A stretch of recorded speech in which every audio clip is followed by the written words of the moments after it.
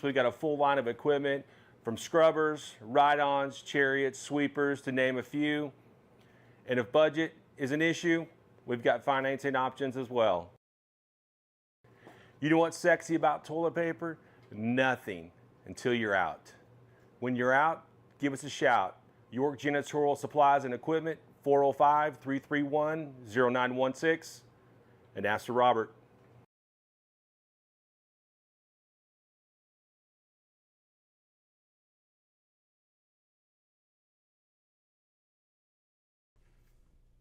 Sooner Pharmacy provides a variety of healthcare services.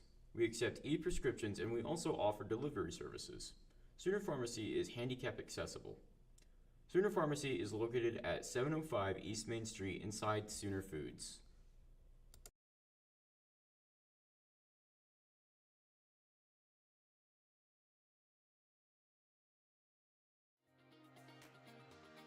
Physical Therapy Central offers the best physical therapy care, with 2 board-certified orthopedic specialists and 1 therapist who is a certified concussion and vestibular specialist. PT Central's friendly staff promises you a safe and inviting atmosphere while they work with you to get you back on your feet. Regardless of the injury, PT Central will have you back to moving again and feeling better than ever. Physical Therapy Central, serving Davis since 2011. Let's get you back to work, back to play, back to life. Welcome to Uptown Formal. We have a wide selection of dresses and suits that you can rent for any special occasion. We also have a variety of bows and bow ties available to go with your choice of wear. There are multiple dressing rooms where you can get a feel for the clothing you are trying on. We are located at Tiffany Plaza in Ardmore, Oklahoma. Uptown Formal, helping you look your very best for any occasion.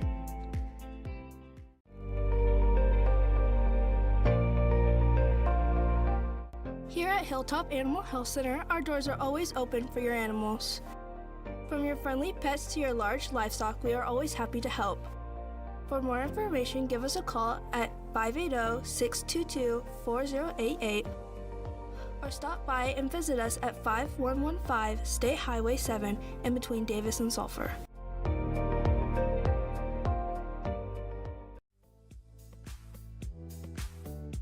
The Outlook Curio and the 77 Zips support the Wolves. You can find special gifts in the Curio Shop. Or ride the zip line 717 feet up and 727 feet back down. Above the 77-foot Turner Falls. And it's just off Highway 77 in about 77 seconds. Joyce and Brother Gary back the pack.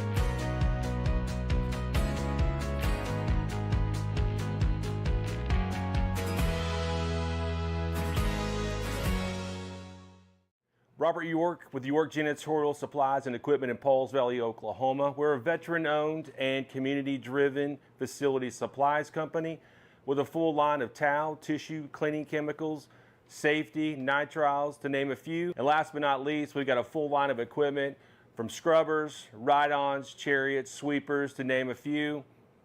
And if budget is an issue, we've got financing options as well. You know what's sexy about toilet paper? Nothing until you're out. When you're out, give us a shout. York Janitorial Supplies and Equipment, 405-331-0916, and ask for Robert.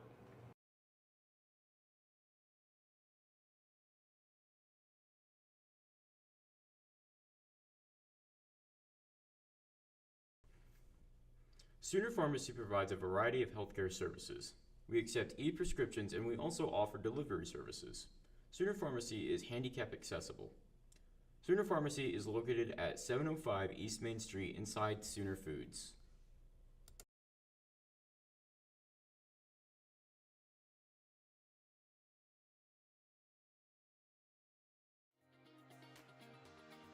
Physical Therapy Central offers the best physical therapy care, with 2 board-certified orthopedic specialists and 1 therapist who is a certified concussion and vestibular specialist. PT Central's friendly staff promises you a safe and inviting atmosphere while they work with you to get you back on your feet. Regardless of the injury, PT Central will have you back to moving again and feeling better than ever. Physical Therapy Central, serving Davis since 2011. Let us get you back to work, back to play, back to life. Welcome to Uptown Formal. We have a wide selection of dresses and suits that you can rent for any special occasion. We also have a variety of bows and bow ties available to go with your choice of wear. There are multiple dressing rooms where you can get a feel for the clothing you are trying on. We are located at Tiffany Plaza in Ardmore, Oklahoma. Uptown Formal, helping you look your very best for any occasion.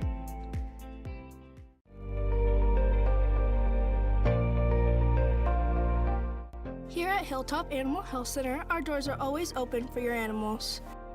From your friendly pets to your large livestock, we are always happy to help. For more information, give us a call at 580-622-4088 or stop by and visit us at 5115 State Highway 7 in between Davis and Sulphur.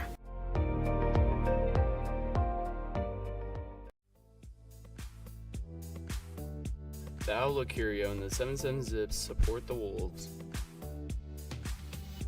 You can find special gifts in the Curio shop, or ride the zip line 717 feet up and 727 feet back down, above the 77-foot Turner Falls. And it's just off Highway 77 in about 77 seconds. Joyce and Brother Gary back the pack.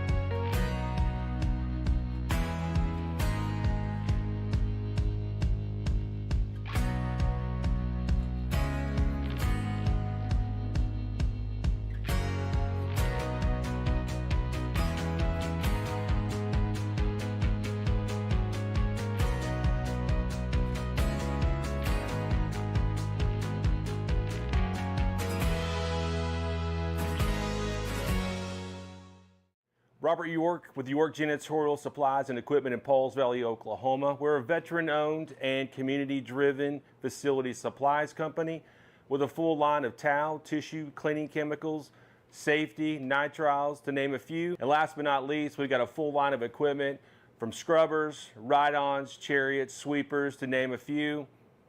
And if budget is an issue, we've got financing options as well. You know what's sexy about toilet paper? Nothing until you're out. When you're out, give us a shout.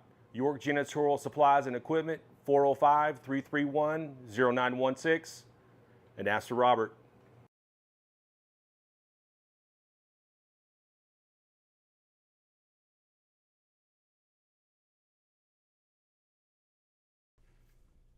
Sooner Pharmacy provides a variety of healthcare services. We accept e-prescriptions and we also offer delivery services. Sooner Pharmacy is handicap accessible. Sooner Pharmacy is located at 705 East Main Street inside Sooner Foods.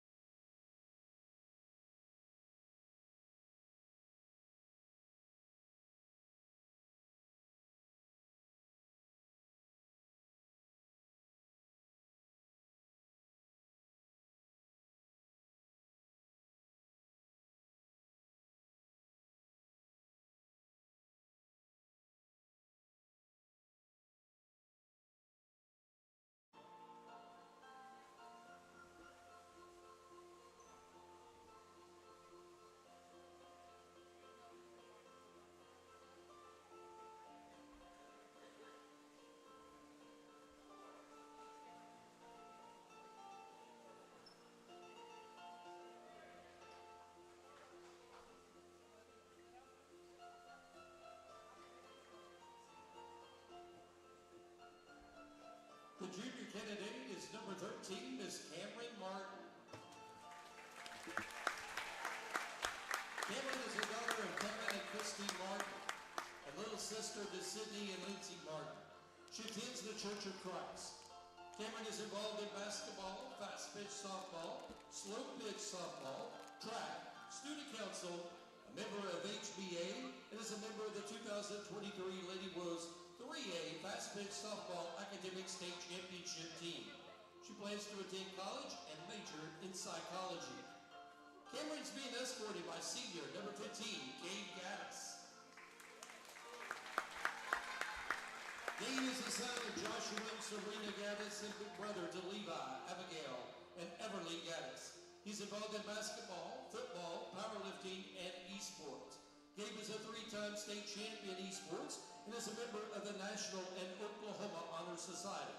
He plans to pursue further education in the welding industry. Our junior candidate, Miss Cameron Martin, and our escort, senior Gabe Gaddis. The sophomore candidate is number 22, Miss Presley Hunt. Presley is a daughter to Stephen and Patty Hunt, and little sister to Austin Hunt. Her grandparents are Rodney and Kathy Elmore, and the late Raymond and Betty Hunt. She attends the Midway Hill Baptist Church. Presley is involved in basketball, fast pitch softball, slow pitch softball, golf, key club, and wolf media. She was selected to the 2023 Canadian Valley All-Conference basketball team and was a regional qualifier for the Davis High School golf team.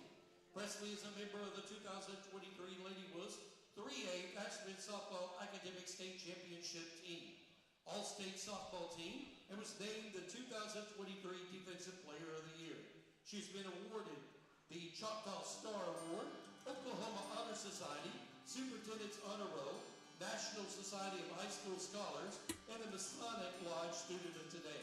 Presley plans to attend the University of Oklahoma after graduation. Presley's being escorted by senior number 35, Ty Hillis. Ty is the son of Rusty and Brandy Hillis and big brother to Reed Hillis. His grandparents are Eddie and Christy Thompson and Terry and Pam Hillis. Ty attends the Wynnewood First Baptist Church. He's involved in basketball, football, track, and FFA. Ty's plans to go to Southern Tech and pursue certifications to become a vet tech and or electrician and then move to Montana. Our sophomore candidate, Miss Presley Hunt, and her escort, senior Ty Hillis. The junior candidate is number 11, Miss Addison Dankert. Addison is a daughter of Brad and Micah Dankert and big sister to Bronx Dankert. Her grandparents are Tim and Tammy Dankert, Bill Dye and Pam Goodnote, and Mitch and Valerie Davis.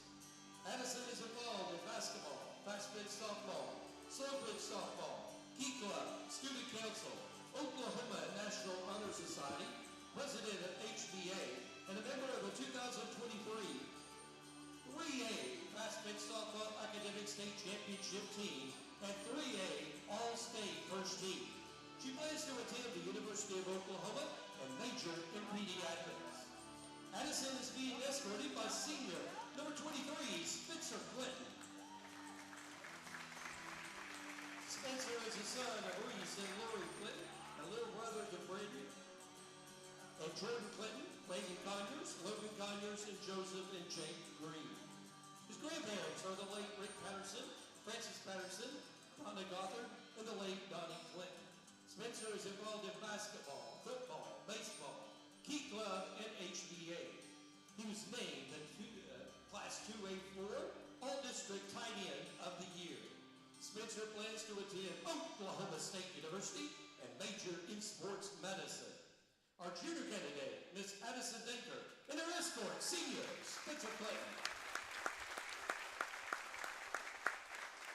Entering the court at this time is the 2022-2023 Davis Woods Basketball Homecoming Queen, Chloe Summers. Chloe is a daughter of Shane and Lisa Summers, and the little sister to Blake Summers and Kristen Summers.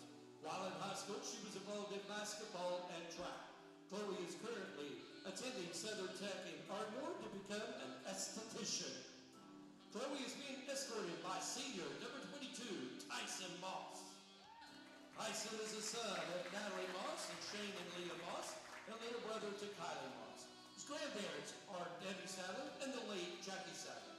Tyson is involved in basketball and football. He plans to attend Cleat School to become an Oklahoma State Trooper. With Chloe and Tyson are the flower girl, Harper Powell, and crown bearer, Sawyer Powell. They are twins of Gabe and Tara Powell, and little brother and sister to Asher Powell. Their grandparents are Bob and Kathy Walker, Judy Powell, Rick and Linda Shell, and Larry Powell. They are both in Mrs. Rogers' kindergarten class. Harper enjoys coloring, drawing, arts and crafts, riding her bike, playing t-ball, and swimming. Her favorite color is purple. She loves all of God's little creatures and animals and wants to be a veterinarian when she grows up. Sawyer enjoys riding his four-wheeler, gathering and chopping firewood with his axe, and building things. He likes his tools and the colors red and black. When he grows up, he wants a bucket truck and a chainsaw to remove trees and to make people pay, because that is how you make some money.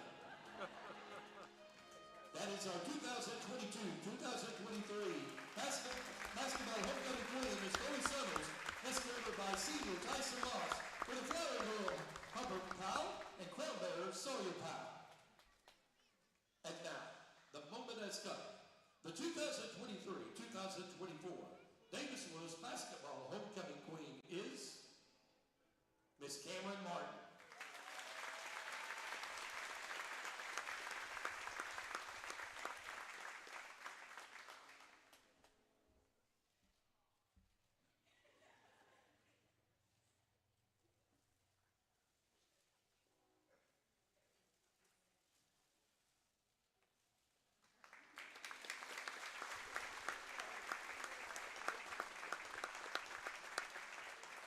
Our basketball homecoming queen, Miss Cameron Martin.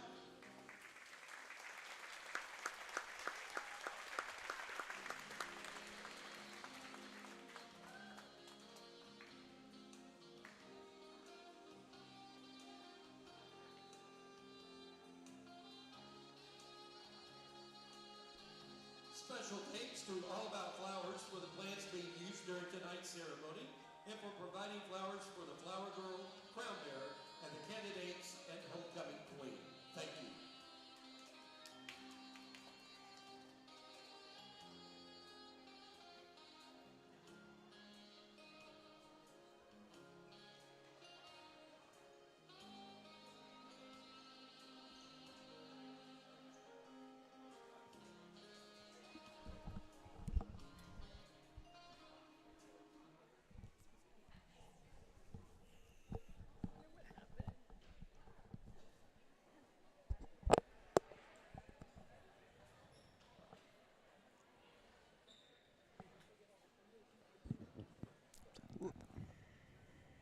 Testing. 1, 2.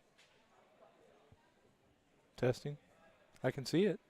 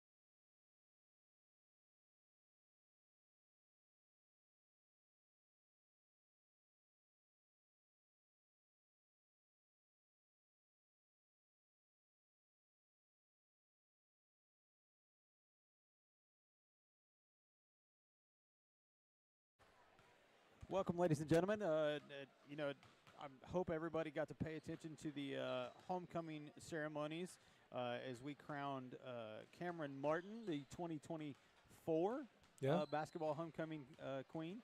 congratulations to her, junior this year, and congratulations to the other candidates. Let's see if I can get them all right. Sophomore candidate was Presley Hunt. Correct. Junior candidate was junior candidate and queen was Cameron Martin. Yep. But there's not a freshman. Was there a freshman candidate? No. Okay. Yeah. Was there only 2 out there? There was 3. Addison. Oh, Addison Decker was the other candidate. Yes. Okay, thank Yep. you. Appreciate that. So 2 junior candidates there. Yeah. But there's no seniors on the team, so there was no senior candidate. And then Chloe Summers coming back to hand off that crown. So congratulations to everybody. As you can hear the band in here, we have changed up our sound a little bit tonight, simply because I knew the band was coming. And ladies and gentlemen, I know it sounds really good when we use the other device, but for us up here, We couldn't hear anything besides the band. yeah, like it was all insane to try to hear. But we're here for a homecoming night against Lexington, big rivalry game. Boys and girls coming off the big tournament up there in Warner, Oklahoma. Girls unfortunately falling short, but 2 losses to ranked teams Yes. in classes above them. So still not, and nothing, they didn't get blown out. Oh, no. They were both so- close games. And Roland, they played them the second game. Roland didn't end up winning the tournament. They did come in second, but my goodness, that team is a force to be reckoned with. I want to say they have 3 young ladies that are 6 foot. Okay, so Coach Brown and I talked a little bit about the tournament going into it, and that was one of the teams he mentioned. Like, he wanted to play. He Yep. thought it would be good for the girls to play. He said, hey, they got a 6'2" center. Yeah. He said the kicker is when she walks out and she gets introduced and you see video of them, you can't tell which one she is. And it took me a second to realize what he was saying, but he was meaning that they have other girls that are that tall, and which is insane to me, for a girls' team in rural Oklahoma. Well, I've always thought that our girls' team having 2, I named them the Twin Towers. Yeah, absolutely. Because Maddie and Kinsley, both over 6 foot, down low, it was something I didn't see very often in a young ladies' team in Oklahoma. But that Roland team, they had 3 or 4. I want to say 4, actually, that were all at 6 foot or over 6 foot. That is insane. So, and they're a young team. Yes. A lot of freshmen He and did say sophomores that. on that So, team. But anyway, I think the girls had a good showing up there. Boys went up there, won their first 2. Second one, if I remember correctly, a fairly dominant fashion in the second game. The second game was a dominant win. I want to say we won by 15, Yeah. maybe. And then going into the championship game, they played against Warner. Warner has who was the host of the tournament. host of the tournament, and ranked number 7 in 2A in the state of Oklahoma. Yeah. And they had a center that is 6'7". I think they embellished that 6'7" because I've seen pictures of him standing side by side with Wyatt. Okay, and I don't believe he was that much taller than Wyatt. He was taller, but he was taller, he but wasn't not 2 inches. Not 2 full inches taller than No. him. And leading scorer the night before, so Warner beat Vian to make it to the championship game, and I believe that young man had 20-plus points in the game. Yeah. So going in, we knew we were going to need to guard him, and then they had another young man as a senior, he's number 0. He was a good scorer for him. Anyway, that gentleman that was 6'7" had 2 points. For the championship game. For the championship game. Yeah, which is insane to me because you're talking about the number 7 ranked 2A team of basketball in the entire state, and the final score was 36.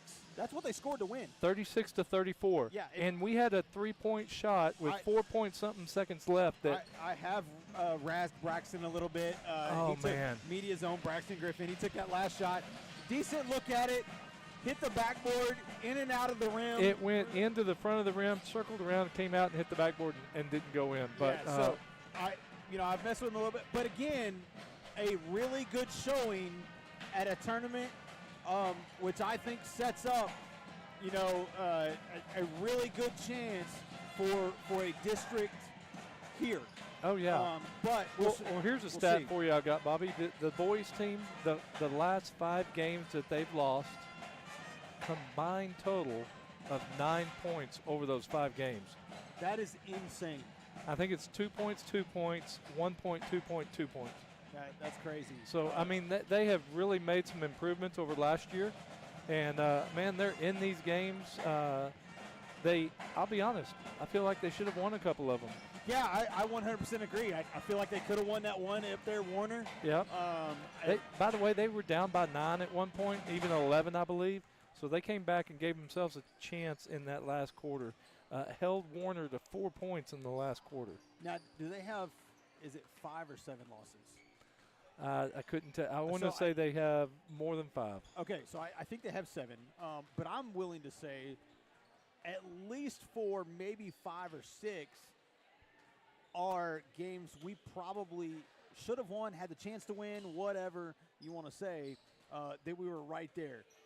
That is leaps, bounds, light years, galaxies away from where we were a year, 2 years ago. Yeah.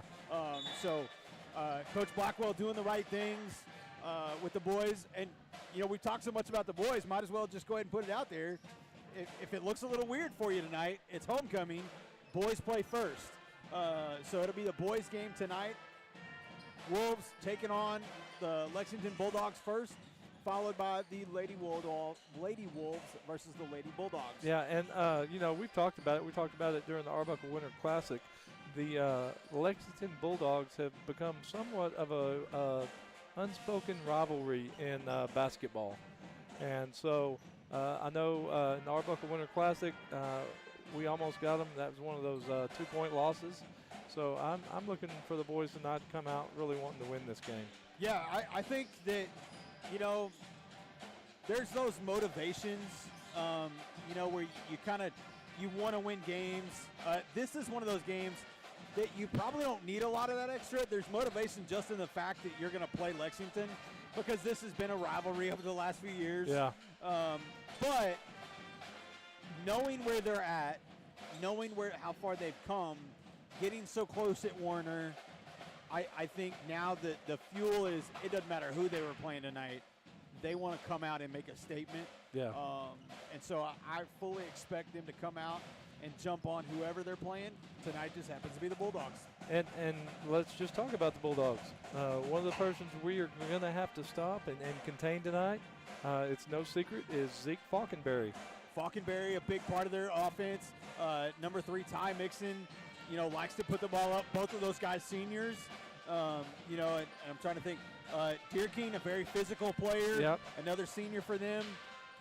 You know, so this is going to be a hard-fought game, regardless. Win-loss doesn't matter. But the boys want this one for sure. Yeah, no doubt. Well, with that being said, we got about 8 minutes till ball game time. We're going to take a quick commercial break. We can't do any of this without our sponsors. We thank each and every one of you. We'll be back here, start this game here in just a minute.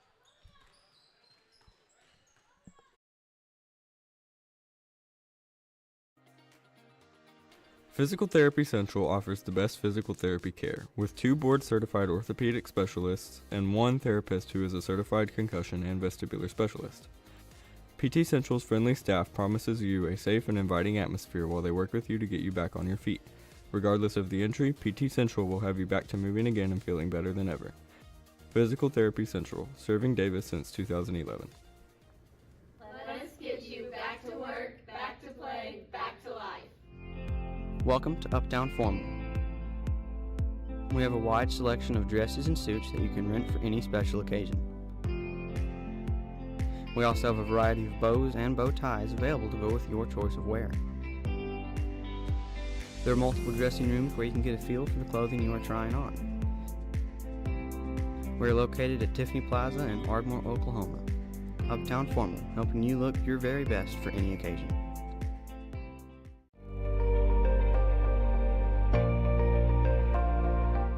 Here at Hilltop Animal Health Center, our doors are always open for your animals.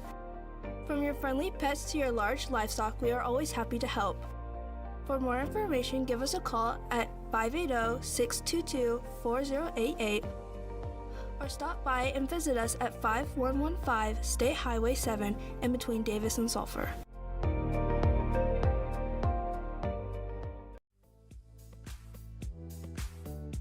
The Outlook Curio and the 77 Zips support the Wolves.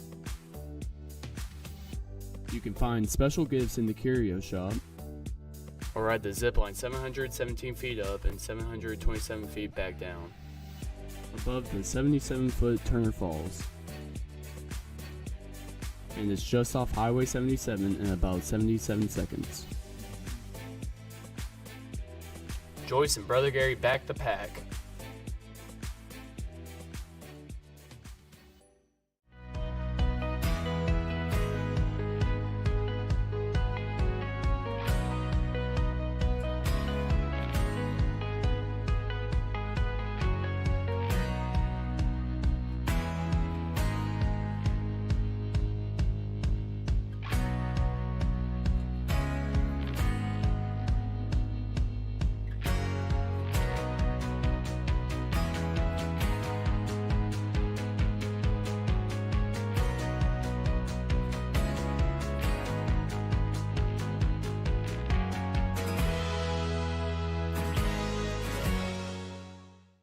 Robert York with York Janitorial Supplies and Equipment in Pauls Valley, Oklahoma. We're a veteran-owned and community-driven facility supplies company with a full line of towel, tissue, cleaning chemicals, safety, nitriles, to name a few. And last but not least, we've got a full line of equipment from scrubbers, ride-ons, chariots, sweepers, to name a few.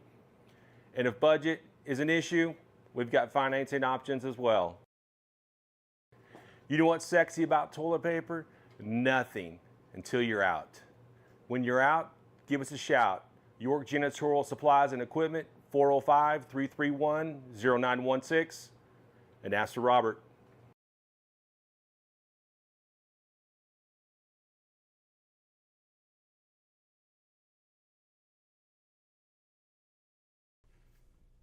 Sooner Pharmacy provides a variety of healthcare services.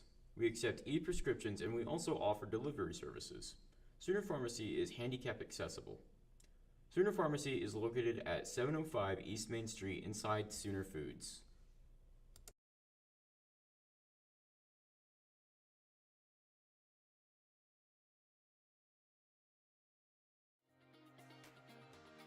Physical Therapy Central offers the best physical therapy care, with 2 board-certified orthopedic specialists and 1 therapist who is a certified concussion and vestibular specialist.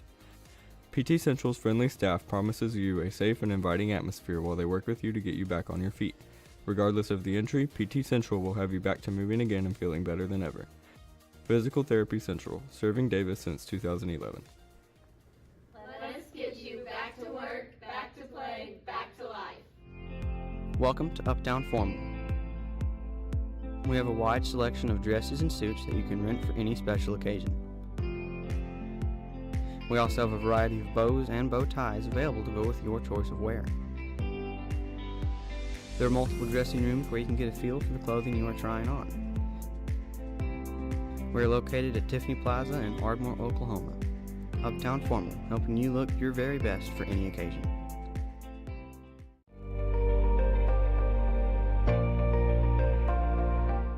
Here at Hilltop Animal Health Center, our doors are always open for your animals. From your friendly pets to your large livestock, we are always happy to help. For more information, give us a call at 580-622-4088 or stop by and visit us at 5115 State Highway 7 in between Davis and Sulphur.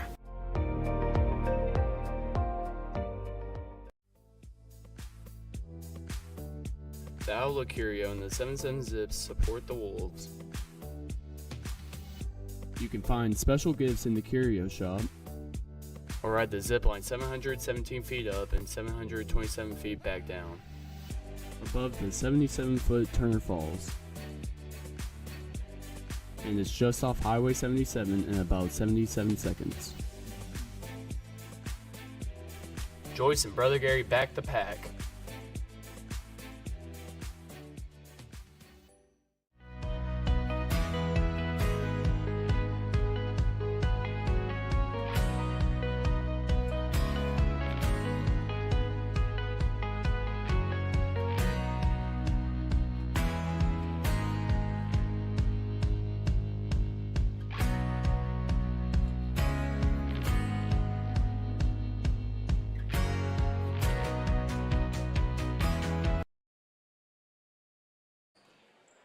Welcome back, ladies and gentlemen, from our commercial break. We are getting ready to start this one as we get ready for the starting lineups of this boys game. Out of the ordinary boys game, as I've said before. Early. Sorry, Bobby, that's a little bit of a hot mic there. No, it happens. We got to make some adjustments every time. So.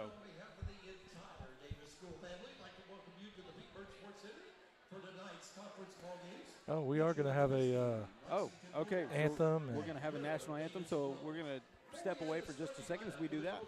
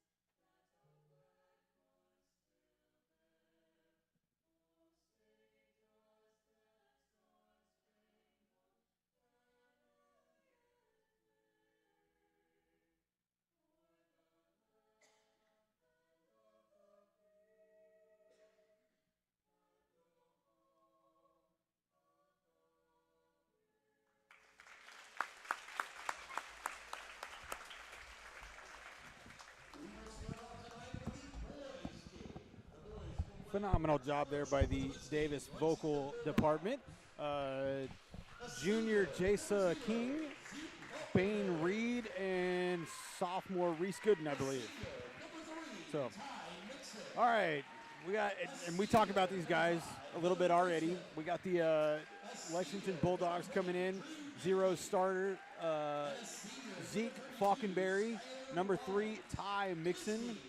Number 5, Hunter Olson. And number 20, Drew Deerking, which we mentioned 4 out of those 5 guys. And 32, Skylar Rollins. Skylar Rollins. Okay, so I did miss one. So we talked about 3 out of 5. Yep. Ready for the Davis Wolves starters. Number 1, Dakota Carter. Number 11, Dalton Heffley. Number 22, Tyson Moss. Number 23, Spencer Clinton. And somebody very familiar to you, Chad, number 24, Wyatt Fielding.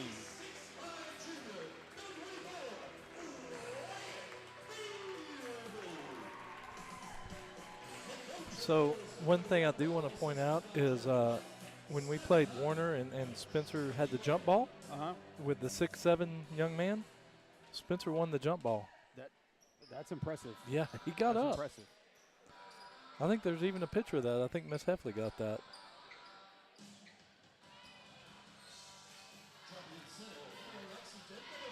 All right, so kind of a traditional, we don't see this very often. I'm used to this setup of a jump ball.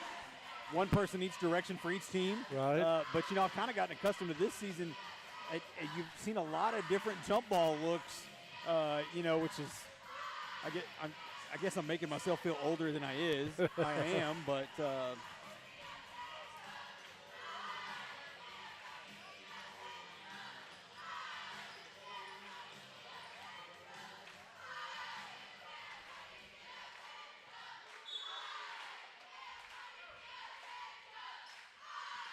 good job by there, Spencer. Tip it in between the kind of open space between Dakota and Dalton Heffley. Dakota comes up with it.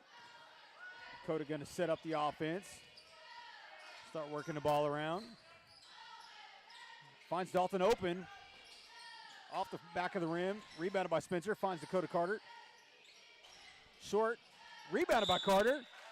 He gets fouled on the way up. Hey, so that's right a good there, start. Getting, we missed a couple of shots, but got rebounds. Second and third chances are always a good thing. Absolutely. So when you get second and third chance in your first possession, that's a good start to the evening for sure. Dakota misses the first.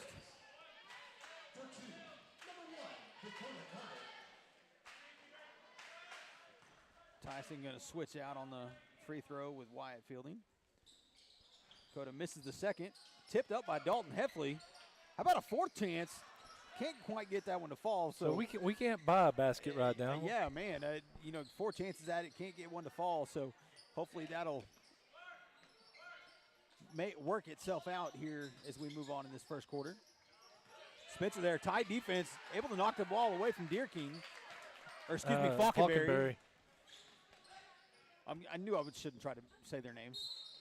Right there. Hey, when you need a bucket, what do? You go down low, give it to the big guy, let him get up there and fight for one. He fights for a bucket off the glass and gets himself to the free throw line in the process. That's going to be a foul on Durkin, I believe. Going to be his first.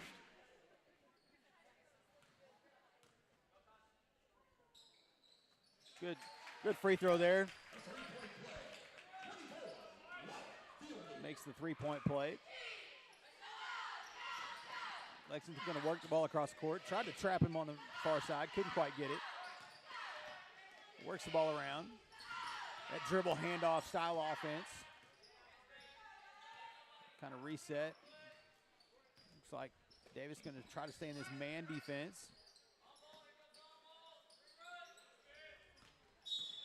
A little bit of a reach there by Spencer. Don't want to see him kind of. I like the toughness in the defense, but definitely don't want to see him get those unnecessary fouls. As our predecessor would say, Mr. Morris, you got 5, you can use them, but just don't waste them. I like the tight defense, but I think these officials are going to let him play. Good shot there by Falkenberry.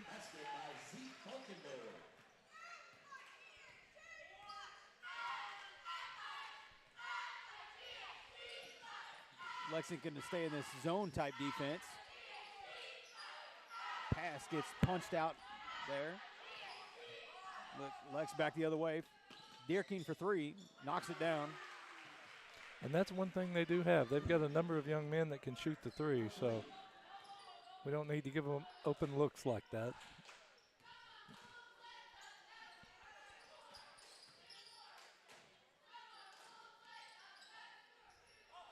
Ball far side to Heffley. Almost kind of a leading pass. Oh, good job, Dakota. Rebounded by Carter. Ball's loose on the floor. Falkenberry picks it up and tries to take it down the floor. That was a good shot. I don't know what else you could have done about that. So layup good there by Falkenberry. Quick 4-point swing.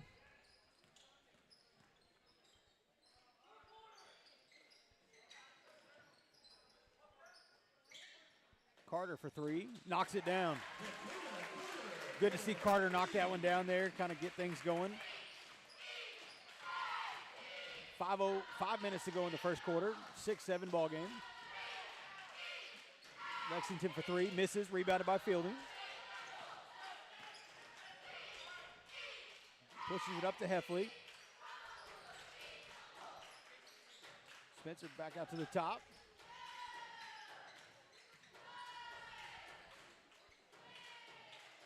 Good ball movement there by the Wolves. Can't get that one to fall. Spencer trying to make it look like he did the other night in that championship game, or excuse me, first round game. First round game, where he made the three-pointer game winner from the corner to send it to overtime. Good jump ball. Lexington maintains possession.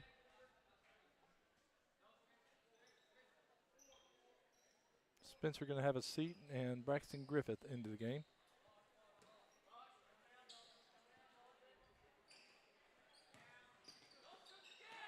He is one you want to get on and not leave. Yeah, good job there by Wyatt Fielding. Kind of was out of position a little bit on the rebound, but able to get a hand just enough to flick it back up in the air and recover and get the rebound there.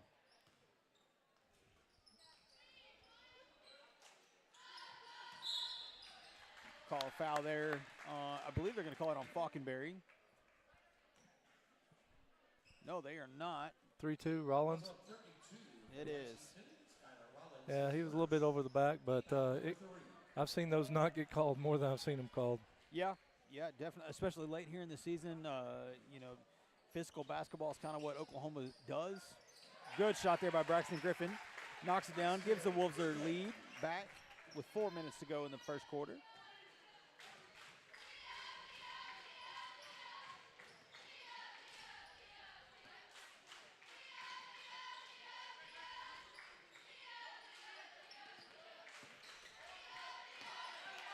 Quick hands by Dakota, but Lexington got it back. And again, you do not want to leave Mixon out there on the perimeter. They've got a couple of guys that I think no matter Mixon, Falkenberry, even Deerkeen, those three guys, you're going to have a hand in their face when they catch the ball. Davis looking to kind of spread stuff out a little bit.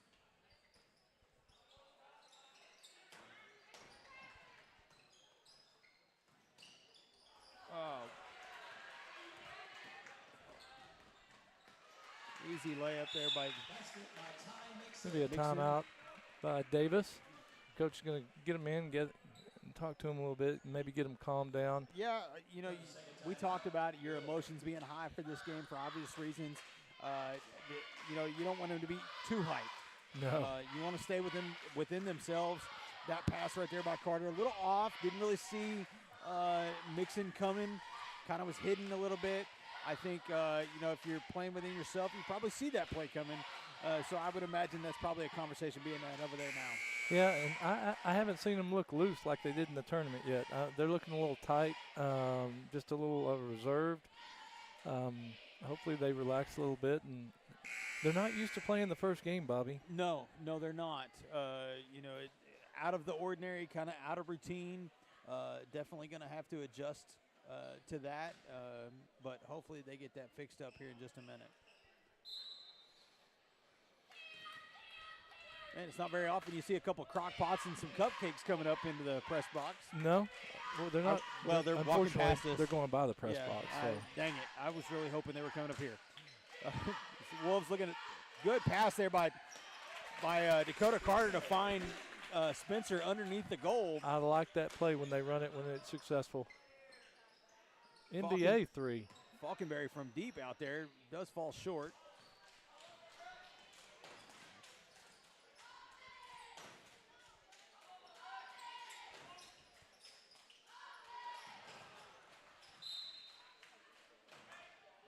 Felt like that was tipped there, but ref's going to say no. Going to be Lexington ball.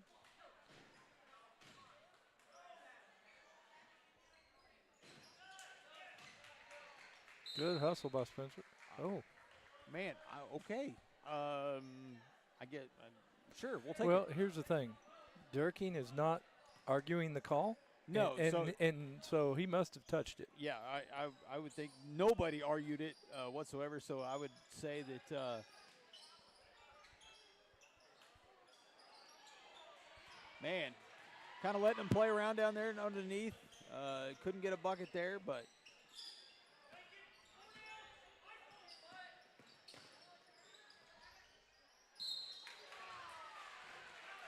Looked kind of the same on the other end, so a little shocked by that call.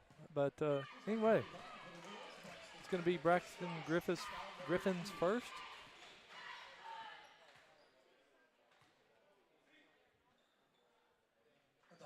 He does make the first, put it in a three-point game.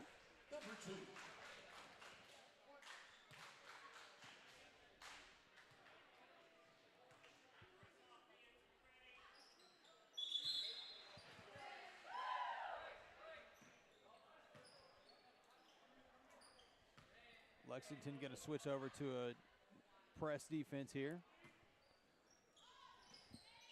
Elijah Pearman is going to sit, and Rollins is going to come back in.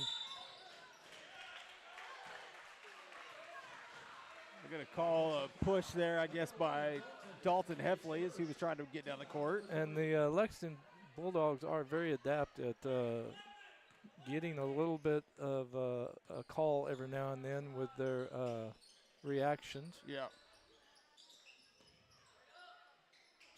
Big block there by Wyatt Fielding. Lexington has come up with a loose ball. Can't quite pull up a shot. Fielding with a rebound. Yeah. Fielding playing like a true big man. I like it. I've told him that for a long time. He's finally kind of settled into it and becoming the player we all knew he would. Carter trying to get a shot off. They're going to say off of Lexington. I think it's going to stay with the Wolves. Yeah, that was off of Dierking. Griffin will inbound the ball.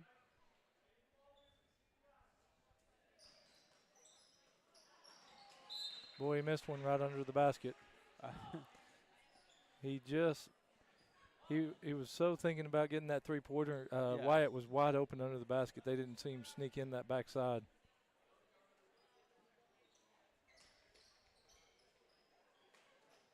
Inbound to Carter. Good job of kind of getting himself out of trouble there. He was almost trapped in. Falkenberry taps it loose and beats the fast break down the floor. And push it out to a 6-point lead. A little under a minute to go in the first.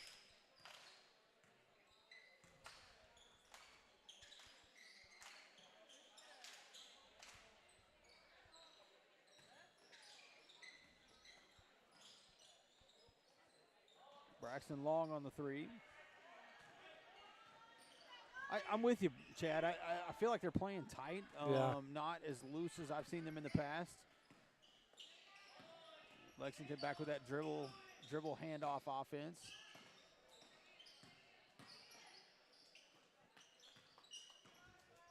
Whole point is to mix up your defenders. Gets an open look. Air ball, though. Man, hustle play there by Falkenberry. Gets up in the air and able to throw it back off of, I think, Braxton's foot. Yeah. 11 seconds to go.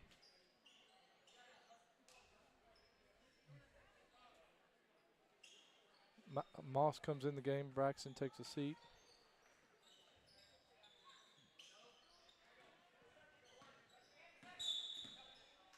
We're going to call a carry there.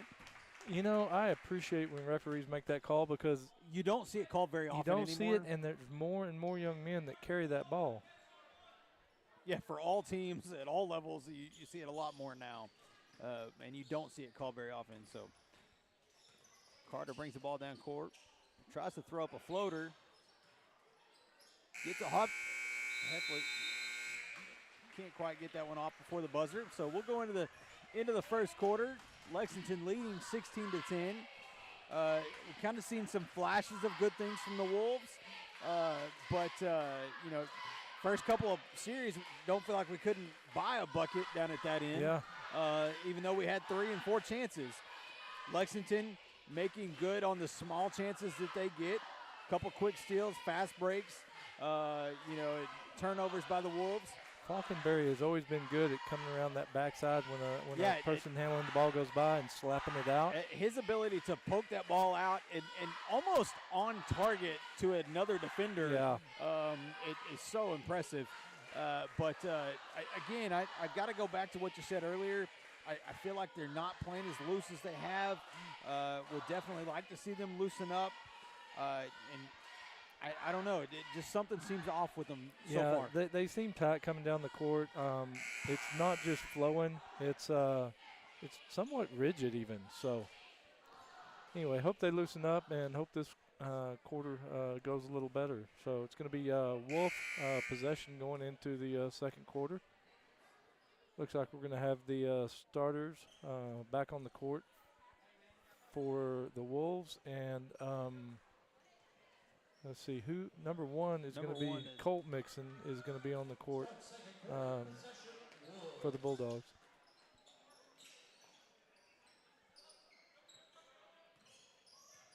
Carter going to kind of reset the offense here.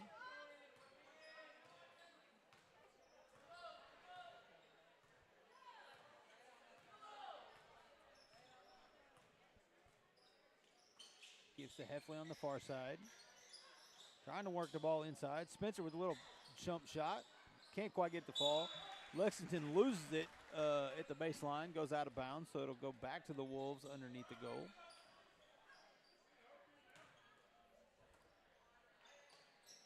Gives to Heffley on the far side. Heffley thought about it, then drives. There we go.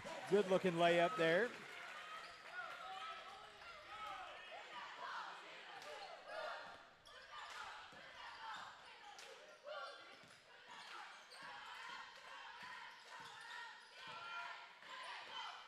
Nixon for three. Yeah, knocks it down. And he didn't have a whole lot of space to pull the trigger. No.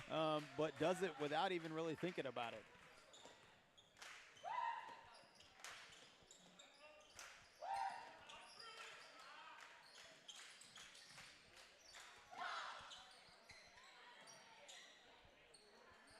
Good move there by Wyatt. Gets him an easy layup off the glass.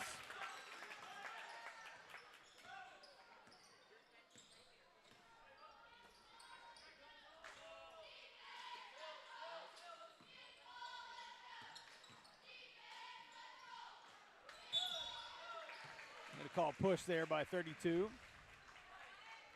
Going to be Rollins' second of the night, I believe. You know, I'm a little shocked, Chad, that we're in the second quarter and neither team, because I'm not trying to jinx anybody, neither team went into the bonus I know. In that first quarter. And that's not something typical of this game between these two teams. No, and again, I think these officials are going to let them play tonight, which really weighs in our favor. Nice move by Spencer. Good, strong move there by Spencer. Again, off the glass, gets it back within a single possession. Falkenberry going to start the offense. Yeah. And that dribble handoff offense. Back and forth. Good pick there by Dakota. Spencer on the fast break. Going to try to get it. Can't quite get it to fall. Lexington going to go pull back the other way.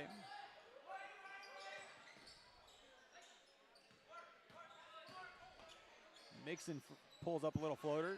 Can't get it to fall. Rebounded by Moss.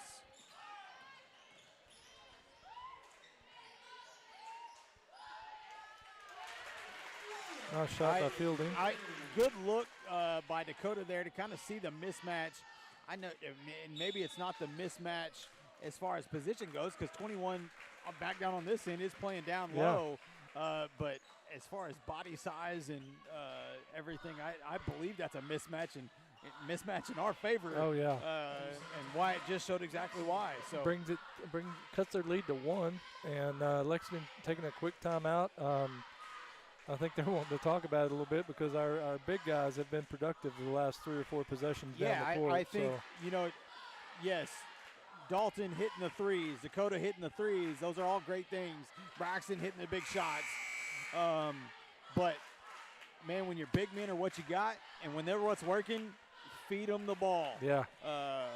All day long. Yeah, Spencer with a great look there, turnaround off the glass. I think they've had the last 4 buckets, 2 for Wyatt and 2 for Spencer. So big men are working tonight.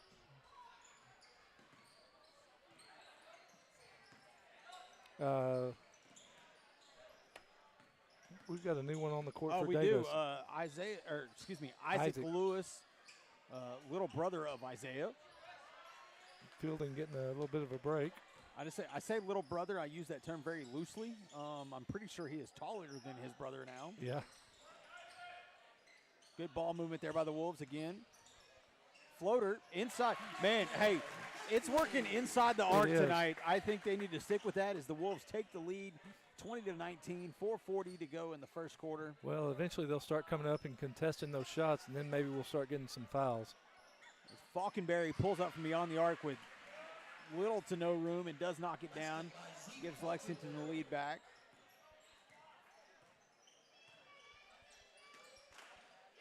Heffley thought about it. Pulls it back. Still trying to work that ball inside. Does get the ball on the arc, and he knocks down the 3. And that's exactly what you were talking about, Chad. Those inside plays, they start covering them so tightly that it will open up the outside shooters, and Absolutely. that's exactly what happened right there on that play. Oh, Isaac was right in his face. I don't think he probably saw it. Yeah, I don't think Mixon saw Isaac coming that fast, Yeah. and he did. He got all over it and able to disrupt the shot enough to get the miss and then come down with the rebound. Big swing to Braxton on the near side.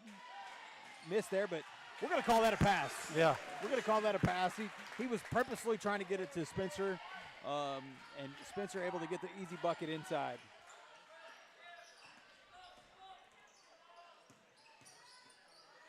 Steal there by Nice Heffley. steal. Could have poked it out, and I was Dalton going to grabbed say, it up. I think Dakota kind of got his hand there. Yep. They're going to call a carry there. Yep. I'm not going to complain about it. We talked about it. We wish that they called it more. Right. Hate to see it called against us, but definitely I do think Dalton did carry the ball there.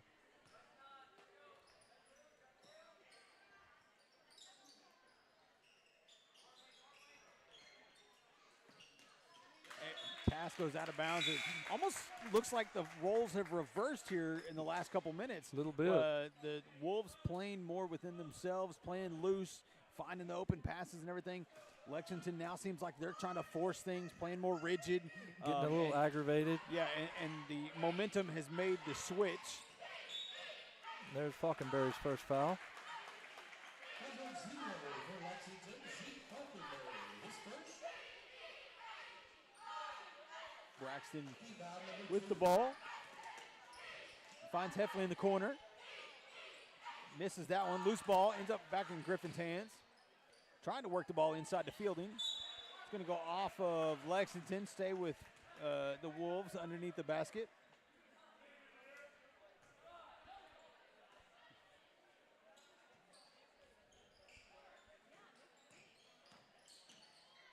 Another floater. Another Man, he's floater. got that shot down.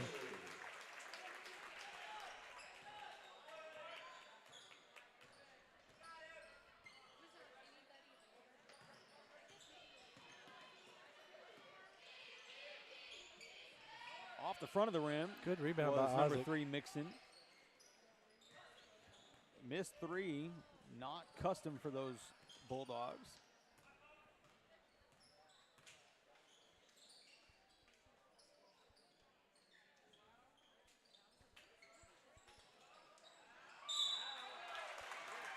Again, I like it. Yes, you're getting hacked. They're going to let you play a little bit, but you still stay strong. Find your way up. They're going to call the foul typically, and that's exactly what Wyatt does. And honestly, I don't know. I know you won't say this, but I will. There is not anybody else I'm going to pick over Wyatt to be at the line. He's gotten really good at the free throws. He has been nailing his free throws lately. I think the only other person would be Dalton. Dalton's pretty consistent from the free throw line. But he's not your prototypical. And Spencer's been nailing them too. They have our big guys have been good at the line. And we shouldn't have talked about it, Bobby. Yeah, that's my fault, Wyatt. I apologize. So he's 2 for 3 from the line tonight. Davis opened up a 6-point lead, 28-22.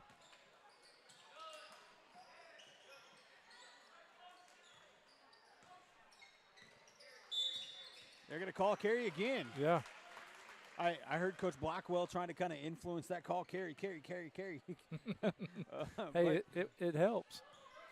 Every little bit. Well, and it's not so much that you're trying to influence the referee and making the decision as much as you are bringing the attention Right. of the referee to it. And So, Dakota's got to be real careful. yeah, because he gets his – I agree. Swings the ball far side. Tried to work it really quickly into Clinton. Ball gets kind of away, ends up in the hands of Lexington. They'll bring it back this way. He's going to pull up from there. Off. Rebounded by Fielding.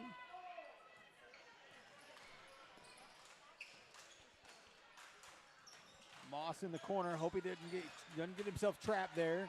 Swings the ball all the way over. They're going to work it inside to Clinton. They're going to call a foul there. I think they're going to say it was on the floor. It was. That'll be 4 fouls for the team. I'm not sure. 21 is going to pick that up. That's going to be his second. So 1:06 to go in the half. Davis up 6 points, 28-22. One more foul puts them in the bonus for this.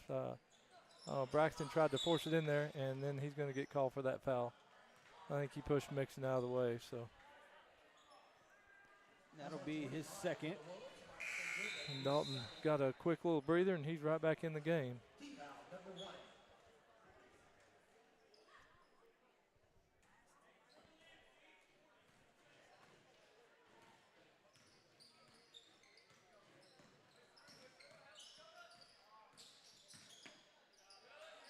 Good defense there by Tyson Moss.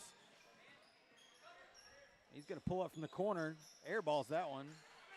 Ball's going to end up on the floor. Possession, Lexington.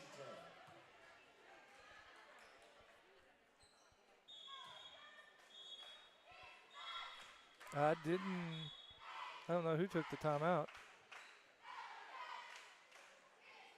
They're going to have a discussion about it.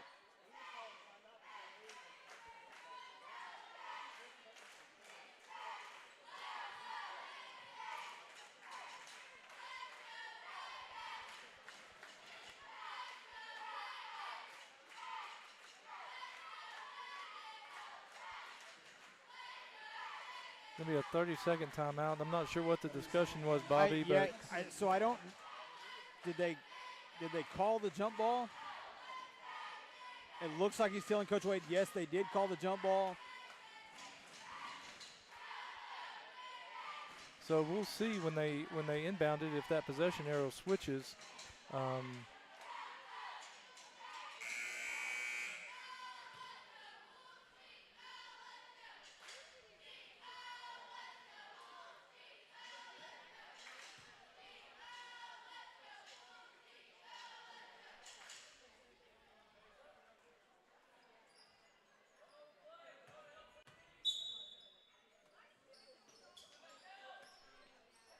So they gave him the timeout without calling the jump ball because possession is staying with Lexington. Huh, okay. 37 seconds. Looks to me like Lexington's going to try to, yeah. I'm going to call a walk there. Yeah. And Falconberry's not used to getting these calls. No, not at all. I don't think Spencer's used to getting these calls or not getting these calls. Carter's going to dribble down quick. 25 to go. I'd imagine Coach Blackwell wants him to take a last shot here as we go into halftime.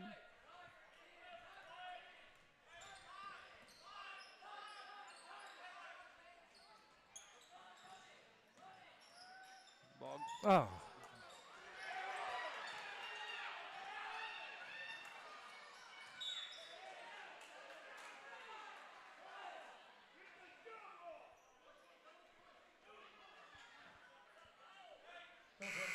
That's going to be a quick foul on Clinton, his second. They're going to bring. Okay, I didn't even realize there was a foul call there. I thought it was just a whistle for the ball going out of bounds.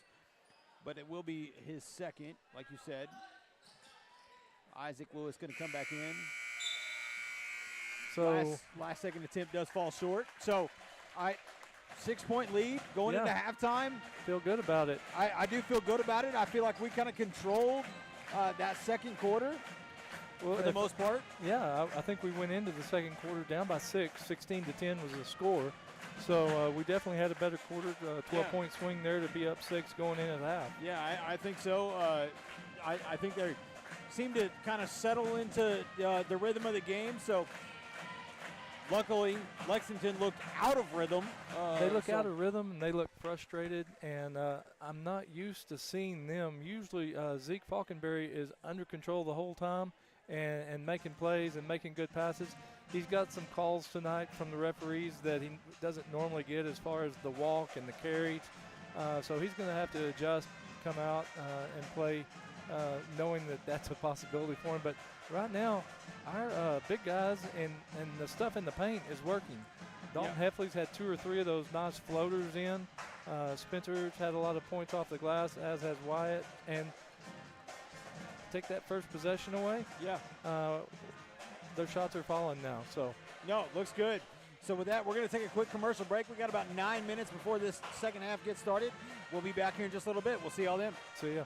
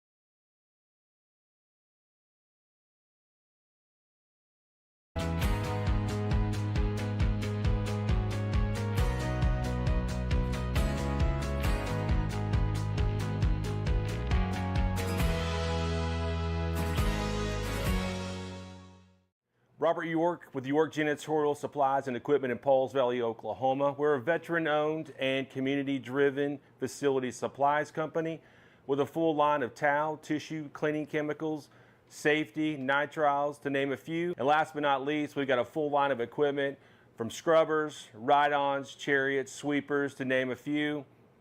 And if budget is an issue, we've got financing options as well. You know what's sexy about toilet paper? Nothing until you're out. When you're out, give us a shout. York Janitorial Supplies and Equipment, 405-331-0916, and ask for Robert.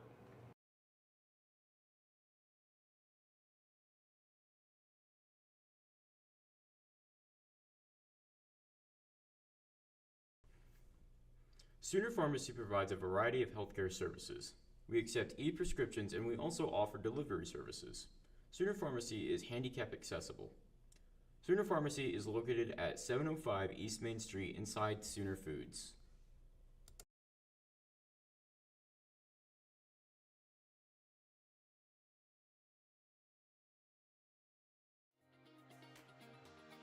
Physical Therapy Central offers the best physical therapy care, with 2 board-certified orthopedic specialists and 1 therapist who is a certified concussion and vestibular specialist. PT Central's friendly staff promises you a safe and inviting atmosphere while they work with you to get you back on your feet. Regardless of the injury, PT Central will have you back to moving again and feeling better than ever. Physical Therapy Central, serving Davis since 2011. Let us get you back to work, back to play, back to life. Welcome to Uptown Formal. We have a wide selection of dresses and suits that you can rent for any special occasion. We also have a variety of bows and bow ties available to go with your choice of wear. There are multiple dressing rooms where you can get a feel for the clothing you are trying on.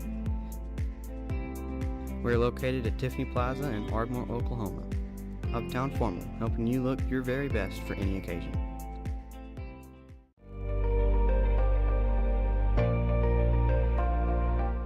Here at Hilltop Animal Health Center, our doors are always open for your animals.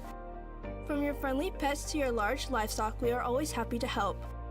For more information, give us a call at 580-622-4088 or stop by and visit us at 5115 State Highway 7 in between Davis and Sulphur.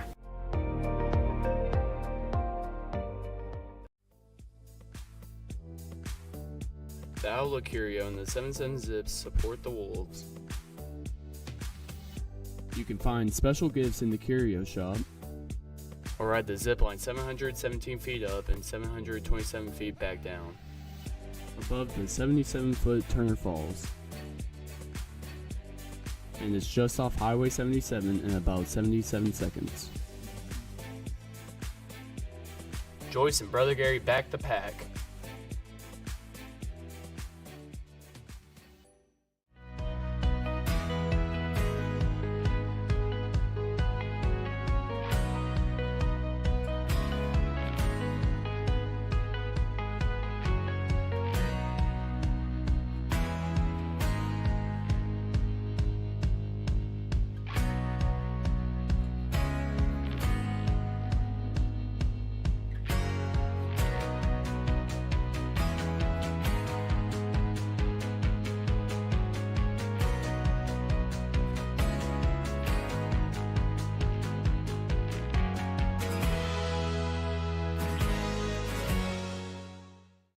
Robert York with York Janitorial Supplies and Equipment in Pauls Valley, Oklahoma. We're a veteran-owned and community-driven facility supplies company with a full line of towel, tissue, cleaning chemicals, safety, nitriles, to name a few. And last but not least, we've got a full line of equipment from scrubbers, ride-ons, chariots, sweepers, to name a few.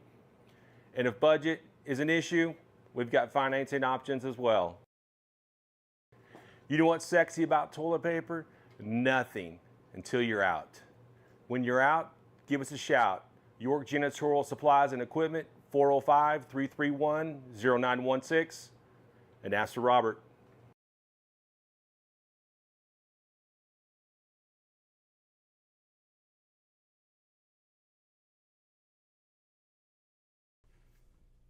Sooner Pharmacy provides a variety of healthcare services. We accept e-prescriptions and we also offer delivery services. Sooner Pharmacy is handicap accessible.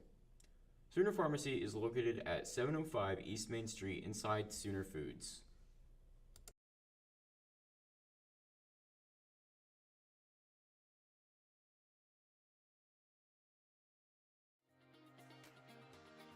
Physical Therapy Central offers the best physical therapy care, with 2 board-certified orthopedic specialists and 1 therapist who is a certified concussion and vestibular specialist.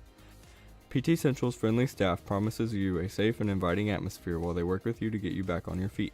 Regardless of the injury, PT Central will have you back to moving again and feeling better than ever. Physical Therapy Central, serving Davis since 2011.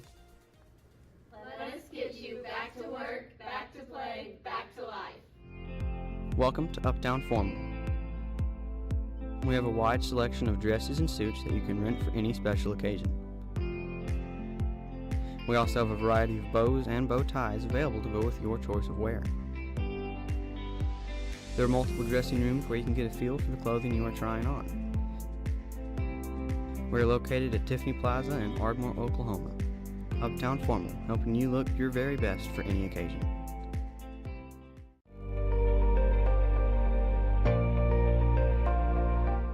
Here at Hilltop Animal Health Center, our doors are always open for your animals. From your friendly pets to your large livestock, we are always happy to help. For more information, give us a call at 580-622-4088 or stop by and visit us at 5115 State Highway 7 in between Davis and Sulphur.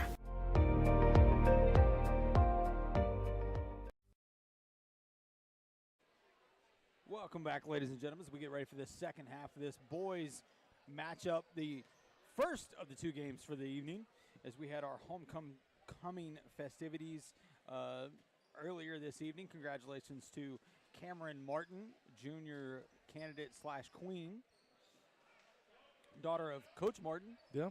The one and only Coach Martin. We get ready to start the second half.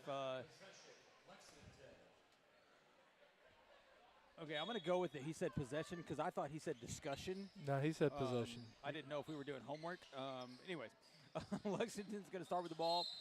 They're going to call a walk there very quickly. The turnover by the Bulldogs, which, hopefully I don't – well, no, I do. We're a buy show. I root for things to go our way. So I hope that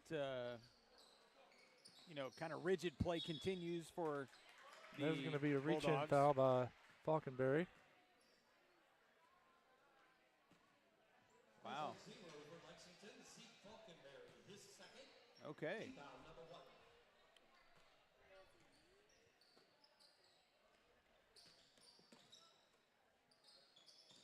Davis going to swing the ball around. Wow.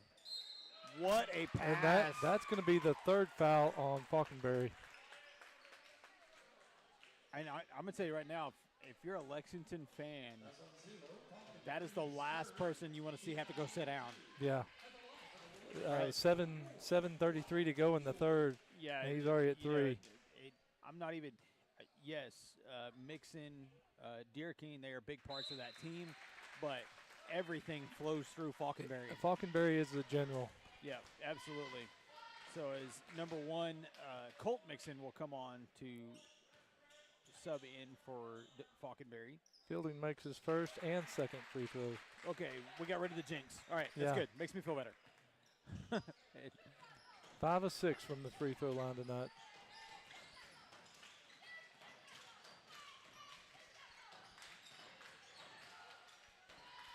Good defense there by Moss trying to stop the shot.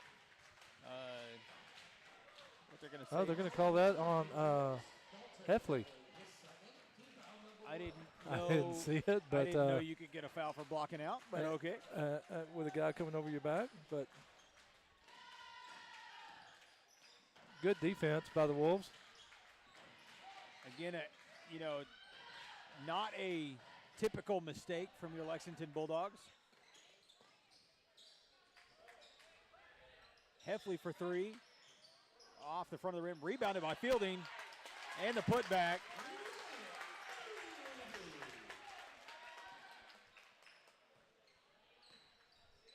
That's going to push the lead to 10.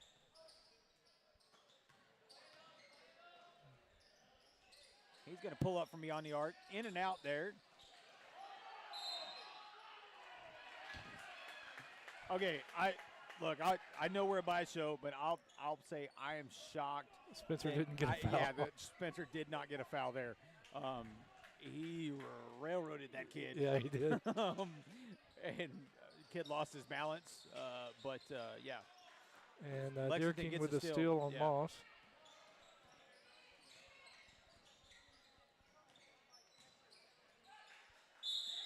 Fielding's going to pick up his first. Yeah, that swat down will always get you. I think if he had gone straight up there, he might have, blocked the shot maybe. But definitely, I think would have deflected it enough to get the miss. And he knows it. Yeah, 100%. I'm pretty sure he hears you and I in his ear. Don't swat down. Don't swat down. Yeah. But that's going to be Hunter Olson. Going to connect on his first. Moss is going to go sit for a minute, and Braxton Griffith comes in. Good Lord. Lexington tried to keep the ball going out of bounds back in play, but ended up back in the hands of Carter, who brought it back down to the floor. Far side, Griffin off. Rebounded by Carter. Throws it up, rebounded by Heffley. Again, second chance points are always a good thing. And Lexington's going to take a timeout. 34-23, 5:53 to go in the third. Davis with their largest lead of the game. Yeah, I think, like I said, or we have said, they seem like they're playing more within themselves, playing comfortably, playing loose, playing their basketball. Lexington not. No. Which is, it's kind of weird because these two have very similar styles. Now, I mean, no disrespect to Lexington. I put the advantage to the big guys on our side of the court. Yeah, but nothing bad to say about Rollins. He can't compete with Spencer or Wyatt. Right. Height-wise or, getting in there and getting the rebounds. I think he's got a little bit more strength. I've seen him move both of those young men out trying to get a rebound. But, I think Lexington is on their heels right now trying to figure out what they can do to get back in this game because they're not used to playing from this vantage point. Now, I will say, a lot of times we see Davis that run and gun. We're sprinting down courts. That is Lexington style. Yeah, it is. But we haven't really done that tonight, so maybe that's what it is. Hey, if we don't do that, I think we stay within ourselves. We stay where we're at in the lead. So what Lexington has done consistently well, but they haven't done it much tonight, is drive in and pick up fouls. Yeah, I agree. And they did the one, and they picked up the foul, but they really haven't done much more. Fielding is camped. He's got to get out of the lane. He was camped in the lane for about 7 seconds there. Lucky he didn't get it called.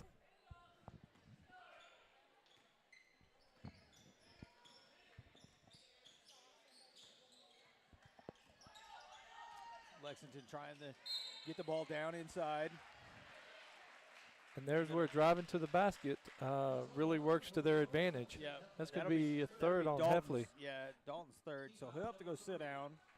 And you normally don't see Dalton with fouls like that. No, he normally does not get him. He picked up a couple of them earlier on in the game.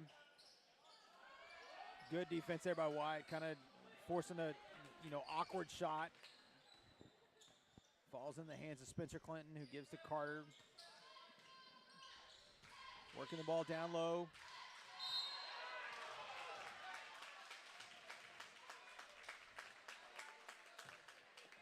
That's on 20 for Lexington. Drew Durkee, his second. Team foul number 3.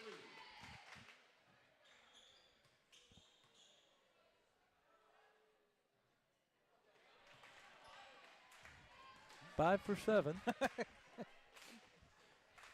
He's going to hurt us tomorrow. He's going to hurt you. This is true. He knocks down the second one, though. 6 for 8. That's 80%, isn't it? Yeah, it's close enough.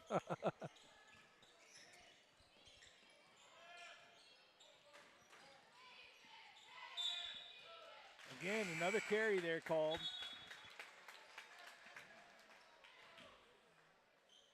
Number 11, Legace, Yep. going to come in for Olson on the Bulldogs. And Isaac Gonna come in- Lewis. Yeah, going to come in for Clinton.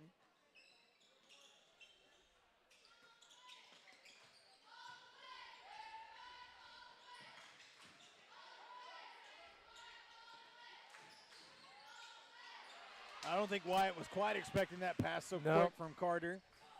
Ball got out of his hands and ended up in Lexington's hands.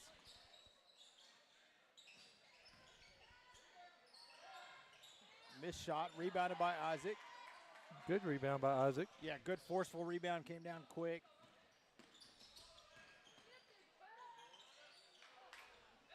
Can't quite get that one to fall. Lexington being the team that wants to kind of slow it down now.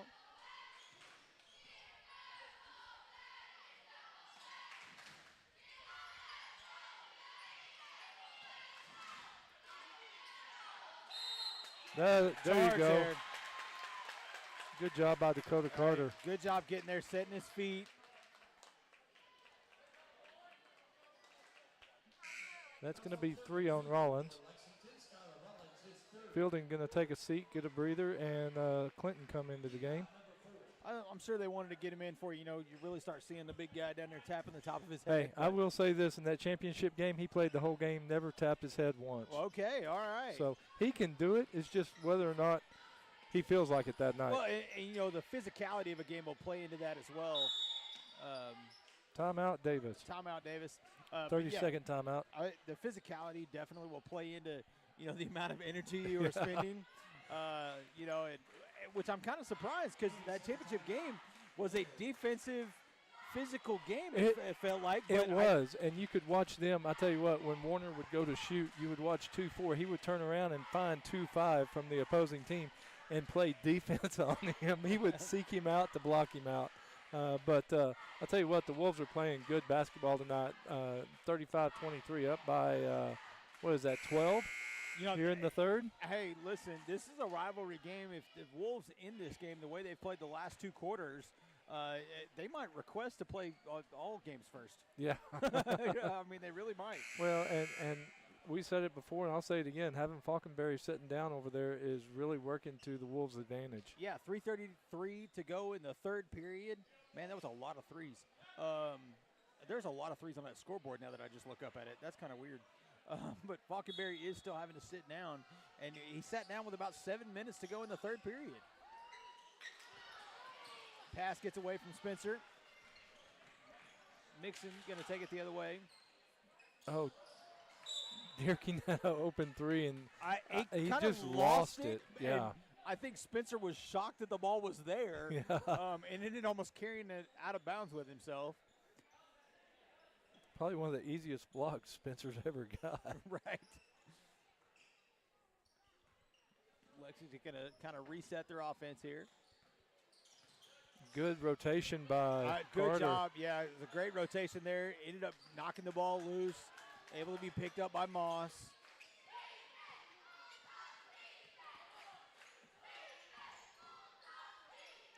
Looks like Lexington is going to go a little bit to a man.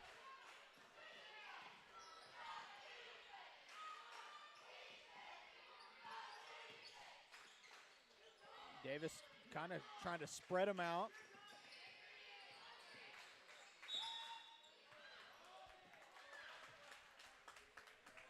That aggressive defense really kind of stopped the Wolves for a second, but, driving to the basket produced a foul. So yeah, and that will put them in the bonus with 2:45 to go in the third period. Carter going to shoot the free throws, excuse me, not the three.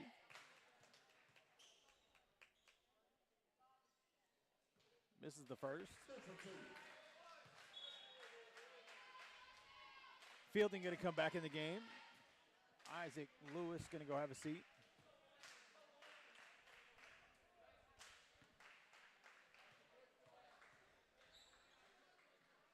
Carter with his second.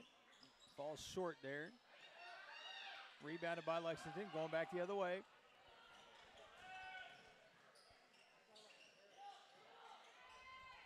Pulls up off the front of the rim. Rebounded by Carter. He's going to push it up a little bit. Gives to Clinton. Swings it far side of the Braggs. Trying to work it inside. Going to call a walk.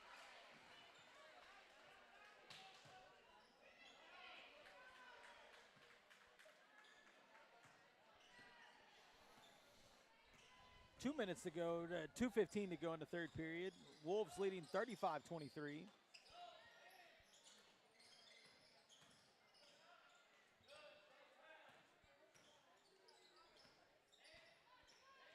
Shout out to the 65 people we got watching with us tonight.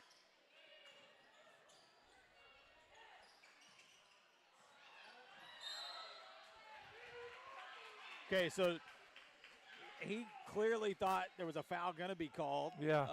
Stops playing, and then he is out of bounds as he grabs the ball, which then the ref blows the whistle that the ball was out of bounds.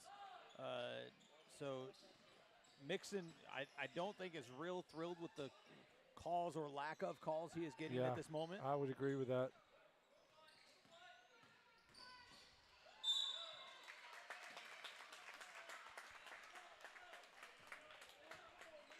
That's going to be a foul there. That is his first. Okay, wow. But again, with the Wolves in the bonus, Carter knocks down that one.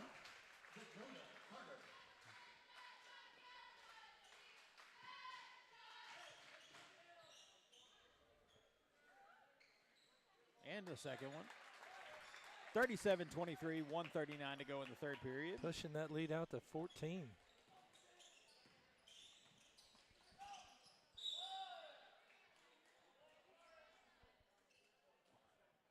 I think that's going to be on Carter.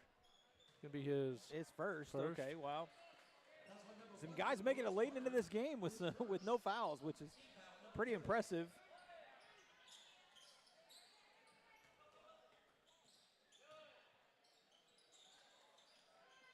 Deerkeen for three, off the rim, rebounded by Fielding. Moss going to bring it back the other way.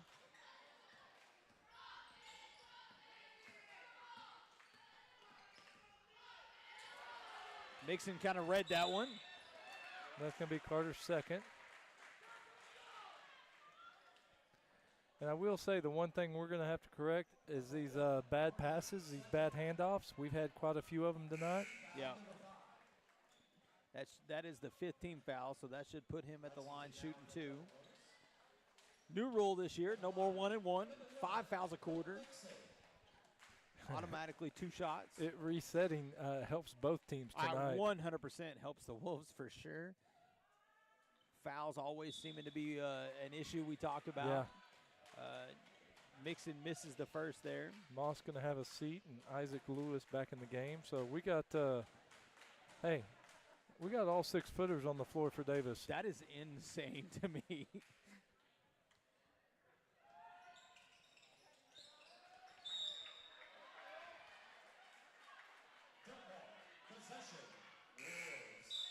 Okay, I didn't know what was being called because it looked like a jump ball, but there was also a body sliding across the floor on this side. When you go over the back of 2-4.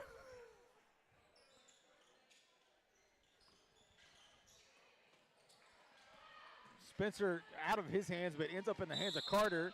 They're going to call a foul there. Miss Heffley about caught Dakota Carter full speed. Yeah, I just love the reaction of some of these young men when they obviously foul and then try to act as though they didn't. But, and that's nothing against Lexington or the Wolves or anything. Hey, anybody does that, I'm going to laugh. That's the way so many of them do it now. Yeah. They don't play basketball like they used to when we played. Hey, let me just say, I blame LeBron James.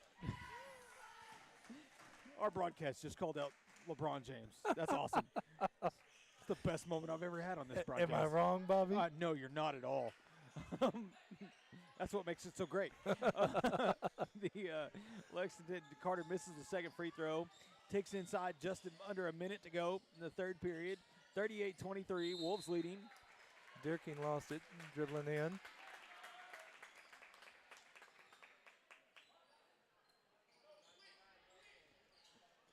Looks like Lexington's going to try to go with that press now. Moss breaks it pretty quickly. Gives to Carter. Carter's going to drive the lane. Can't quite get it. Rebounded by Spencer, though. Try to kind of put it back, but I think that was one of those putbacks you know you're not going to make it. Right, but and I think you're that's just going to be Deerking's third. You're going to take a chance and try to get a foul. Oh, no, they called it on number 5. That's going to be his second. And but you get yourself to the line. So yeah. Gets the shooter's bounce. Knocks down the first one.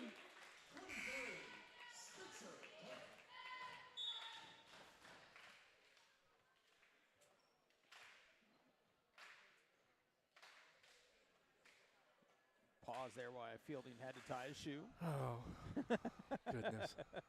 Clinton shooting his second. Knocks it down. There will be Spencer Clinton going to have a seat and Isaac Lewis back onto the floor. 44 seconds to go. Wolves have pushed it out to a 17-point lead.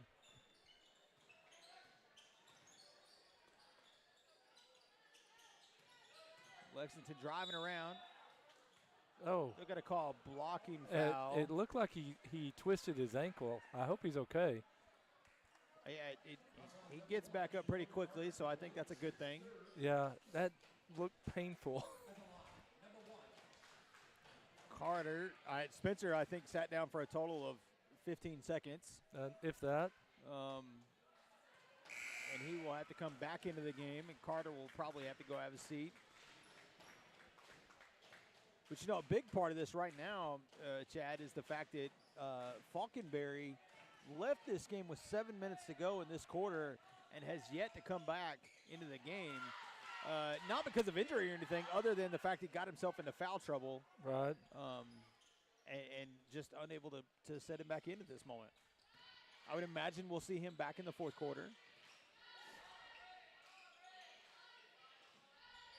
Davis working the ball around. Lexington goes kind of back to that zone defense. Davis probably looking for that last shot.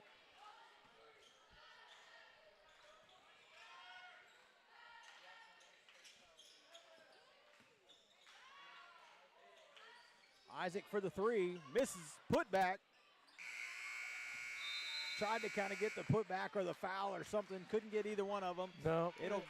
Buzzer will sound. You had 2-4 and 2-3 fighting over the last rebound. Yeah, they were either both. I think they were both thinking that they had to get it back up so quickly that nobody really let it happen. And unfortunately, unable to get the bucket there. But fortunately, going into the fourth period, Chad, I'm going to be real 100% honest. If you told me yesterday, a week ago, even today, if you had told me we're going into the fourth period of this boys' game with a lead 40-24 against the Lexington Bulldogs. Shut up, you're lying. That's almost exactly what my response would have been. I just because this has been such a heated rivalry, the last couple of years. And the games have all been so close. They've been so close, and right, the first quarter, give it to Lexington. Yeah. They controlled that quarter. They did what they wanted to do. They were forcing the Wolves to play outside of themselves. The last 2 quarters, 100% all Wolves. Yeah, They agree. have kind of dominated both ends of the floor, forcing Lexington to play out of themselves. Yeah. Hopefully that will continue. Well, I want to see them put up another 18 points this quarter, just like they did in the second. And if they do that, and I think they'll be on the winning side of this at the end. Yeah, I'm with you. First shot misses there for Lexington, rebounded by Fielding. And Falconberry's on the court He as did well make his- as Rollins. And we expected to see him back. Yep.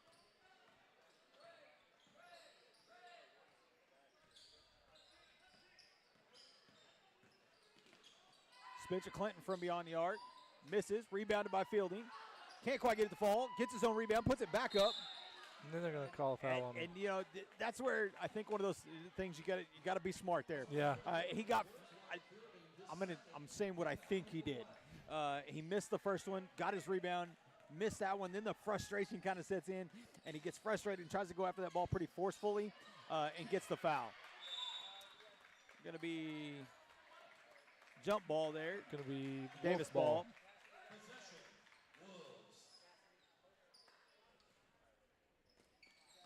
Heffley inbounds to Carter.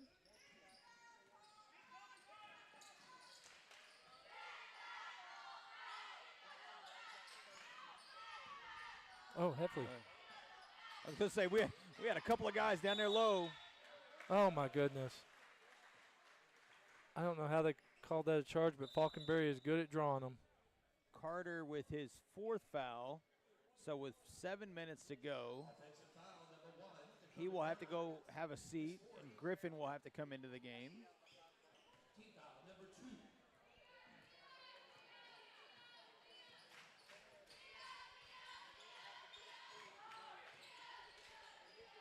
Falconberry's going to pull up, knocks it down.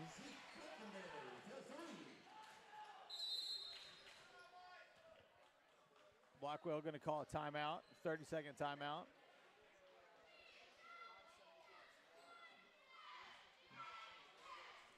So lead has been cut to 13. We're going to see steady pressure by Lexington throughout this quarter. I think they're going to stay up on Davis from this point forward. Yeah. And nothing really has fallen for them until that bucket. And so this is now turned into a full timeout. Okay. All right. So I would imagine most shots from this point forward are going to come from the hands of Falconberry. Yeah, Falconberry are mixing out on the perimeter. To try to chip away at that lead. Right. So they're going to have a hand in those faces. But I think I don't want to get into trying to speed things up. I think we need to try to be, using every bit of the clock that we can. Yep. Work the ball around, making good passes. And here they come out. We're fixing to see full court press, probably for as long as they're able to gut it out. Yeah, 100%. I agree. That's what we'll see, Chad.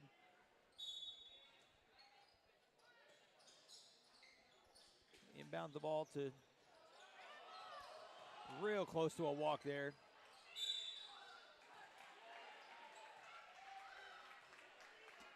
This will be third on number 5, I believe. That is his third. It'll be the team foul number 2, or excuse me, team foul number 1 for this quarter. Gets the ball way ahead to Spencer Clinton.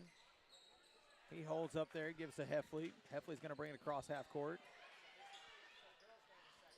Wyatt in the corner, back to Heffley.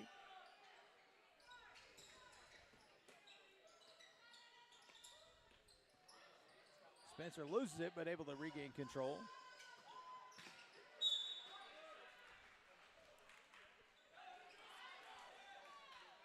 So one thing that we're not able to do real well is pass it around and kind of work some time off the clock. Right there, good job by Heffley, working that floater again, able to knock down the floater and get the foul. That'll even the fouls at 2 for the quarter. I would imagine fouls are going to be a big factor here, especially as we tick close to the free throws.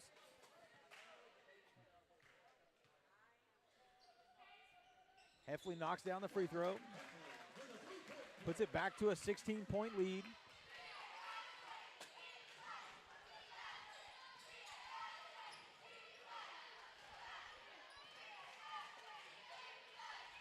Right there. I don't know if he just lost the ball or what, but Heffley able to recover the loose ball. Oh, man, wish we could have got it inside there. Ball was tipped, so it won't be backcourt there. Heffley, I like the hesitation and not shoot it there. Work the ball around, burn some clock off here. Really, that's going to be Falconberry's fourth. Yeah, you're really making the Bulldogs work extremely hard for it if they want to start chipping away at it. And Falconberry picks up his 4th foul. One more, he'll be done, and now it'll be detrimental to the Bulldogs.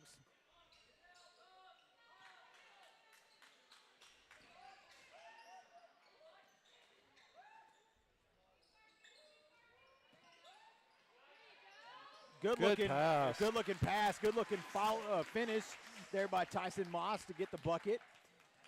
45-27, just over 5 minutes to go. Big block there by Wyatt on Falconberry's shot. Falconberry will not give up on that move. No, he that's kind of his bread and butter on the defensive side of the ball. Oh, they're going to call. They're going to have a chat about it. Yeah. They're going to debate on whether it was a walk or a foul first. They're going to call the walk. And he did. he walked. I'm not going to argue that. And I don't know where the foul was. I know there was some reaching in going in there, but there was some slapping of arms. But I think the walk happened first. Yeah, there was at least 20 steps in there. He walked. All right, and they walked down that end, so we'll come right back the other way.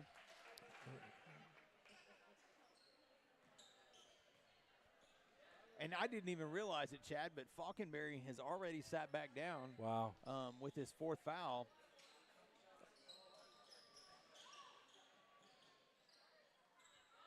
Big man bringing the ball across half court. Good effort there. Loose ball was going out of bounds. Wyatt Field able to keep it inbounds and make a pass into Dalton Heffley. Fielding wide open underneath the goal. Going to push it out to a 20-point lead.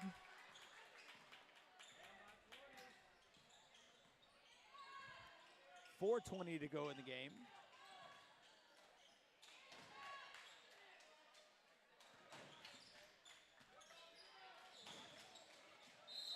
The carry there. Ball kind of got trapped between his hand and his knee as he was kind of making a cut there. Yeah. And that's what caused the carry. Dakota Carter going to come back into the game. 4:13 to go. He's playing with 4. And I don't think we have anybody else on the court with more than 2. Ball got away from Heffley there, but then Lexington gets away from it. Goes out of bounds.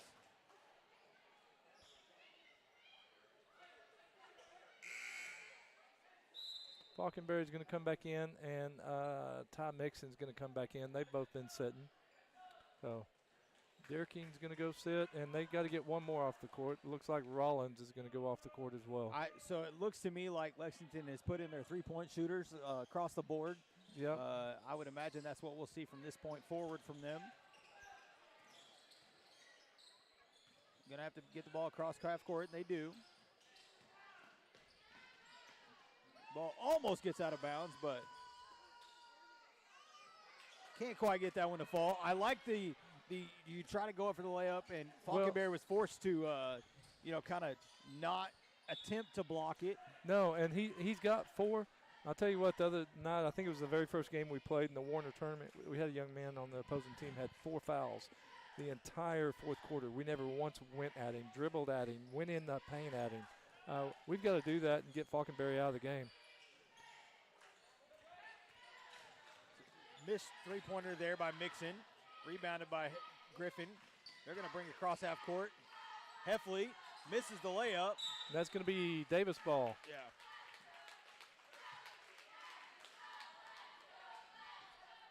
Saw Fielding there kind of talking to Heffley. Yeah.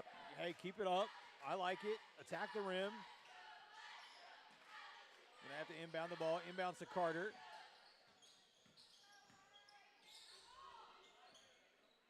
Griffin thought about it.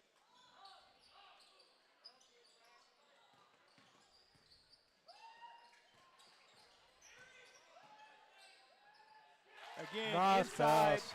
inside, working the ball into the big guy down low. Everybody right now for Lexington seems to be a perimeter player. Missed three-pointer there.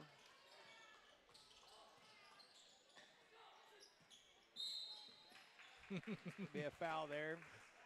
2:52 to go in the game.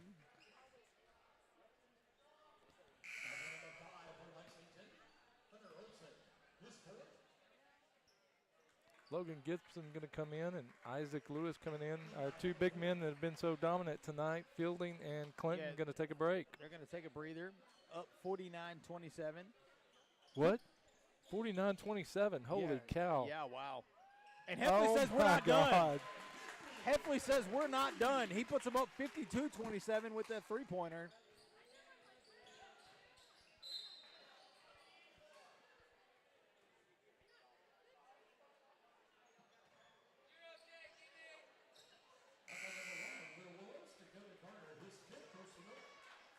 Lexington looks like they're gonna. I got to clap for the starters tonight, man. Oh yeah, they're all headed to the floor, headed to the bench. Bunch of young guys I say young guys, a couple of seniors out there on the floor. But the bench players onto the floor for the Wolves. Gabe Gaddis, number senior, right there with the steal. Oh. I'm gonna call double dribble. Double. Yep. Landon Gibson, number 20. And I believe Brendan Pierce, number 3. Tymo headed to the floor to the bench now with 35. Ty Hillis onto the floor. So it looks like that Lexington and Davis both willing to admit that this ball game's pretty much over. Yep. 52-27. With 2:20 to go in the game. Bobby Alexander, if you had told me that was going to be the score tonight, I would have told you were insane. Insane in the membrane. Yeah. Wow. Insane clown posse. Okay. Man, we're dating ourselves now. Yeah. But a great game by the Wolves. Unless something drastically changes in the next 2 minutes, the Wolves will start this night with a win as we get ready for the girls' game. Going to get a little bit of a pushing foul. They're going to call that on Gaddis. It's going to be his first. His Lexington teammates can't stop from laughing at this point yet. As he went rumbling, bumbling, stumbling through the lane there. Wow, we're bringing them all out tonight. Yeah, we are. Might as well, right? Number 10 puts up a 3. That was Legase. Gage? No. That Reagan was Smith. Reagan Smith, sorry. All right. So, Chad, I'm going to go first here just because I'm going to say it, and I'm not going to give you an option. The player of the game, which I'm going to make come up here, because typically we get the girls up here for the boys' game. Right. But I'm going to make him come up here and talk during the girls' game. My player of the game, Wyatt Fielding. I think he had a great game down low, did well from the line. As much as we tried to jinx him, or I tried to jinx him, I think he was great. Post player kind of getting the momentum rolling that direction. Him and Spencer both did a great job at that. They did. Wyatt kind of continued that throughout the game. Spencer played on the perimeter a lot during this game, and so that put a lot of the pressure on Wyatt to be that big guy down low. On the boards, I'd love to talk to Coach White tomorrow and see what the stats are for the boards. The boards. That's one of those just unseen things that a lot of people don't see and notice. But, man, when you get boards like he did tonight, it really helps your team out, either with second shots or getting the ball back down the other end of the court. So, I will reluctantly agree with you, Bobby, and I will give an honorable mention to Dalton Heffley. Okay. He came in there. He had 3 or 4 of those just beautiful floating shots into the paint. That's true. Nailed a couple of threes, and he had a good game defensively. He got more fouls than he normally does, but he had to be out there on Mixon and Falconberry. So that'd be my honorable mention. And yeah, as much as I hate to, I'd agree with you on Wyatt tonight. Well, like I said, I wasn't really going to give you much of an option because occasionally I am so adamant. Occasionally I get very adamant about who I pick as the player of the game, and I 100% agree, or 100% am standing by that Wyatt Fielding was the player of the game tonight for the boys. As the clock will tick down to 0. What a game. What a game. What a homecoming win for the boys Wolves basketball team. 54-27. That's a dominating win in my book. That is. They get a dominating win against Lexington. That is exactly what these boys wanted, exactly what they needed. Congratulations to them. Great job. Here's what I will add, Bobby, at the end. The respectfulness that they showed tonight. Yeah. I saw a little bit of excitement, but I didn't see a lot of hooping and hollering. No. I hope that is repaid to us when we go there next Tuesday. Man, because we go to Lexington next Tuesday. Man. I might have to make that trip, Chad. Back-to-back games, man. So that'll be a good one. So you guys, we're going to take a quick commercial break. We got a few minutes before this girls' game kicks off on this homecoming night. We're going to thank our sponsors, and we'll be back here in just a minute. We'll see y'all then. See ya.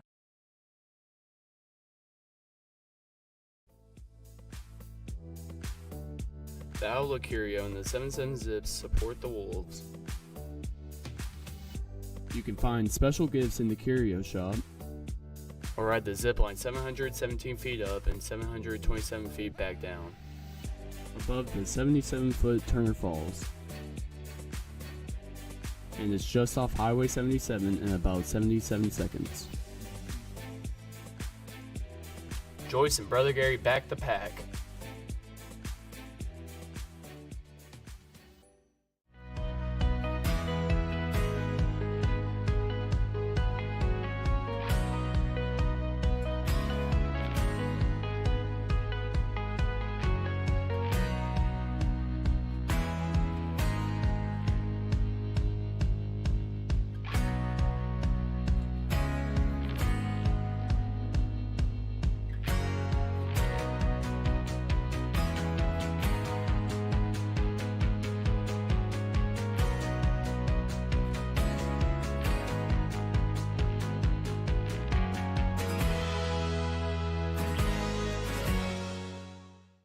Robert York with York Janitorial Supplies and Equipment in Pauls Valley, Oklahoma. We're a veteran-owned and community-driven facility supplies company with a full line of towel, tissue, cleaning chemicals, safety, nitriles, to name a few. And last but not least, we've got a full line of equipment from scrubbers, ride-ons, chariots, sweepers, to name a few. And if budget is an issue, we've got financing options as well. You know what's sexy about toilet paper? Nothing until you're out. When you're out, give us a shout. York Janitorial Supplies and Equipment, 405-331-0916, and ask for Robert.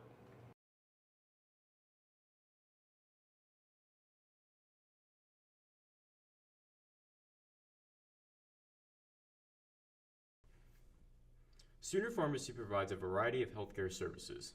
We accept e-prescriptions and we also offer delivery services. Sooner Pharmacy is handicap accessible. Sooner Pharmacy is located at 705 East Main Street inside Sooner Foods.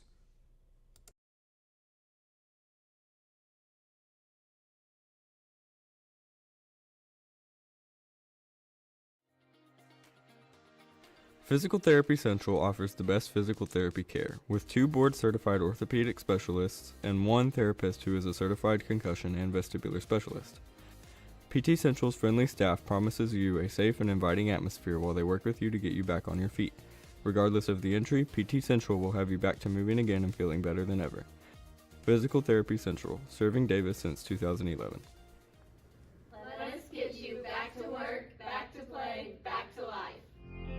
Welcome to Uptown Formal. We have a wide selection of dresses and suits that you can rent for any special occasion. We also have a variety of bows and bow ties available to go with your choice of wear. There are multiple dressing rooms where you can get a feel for the clothing you are trying on. We are located at Tiffany Plaza in Ardmore, Oklahoma. Uptown Formal, helping you look your very best for any occasion.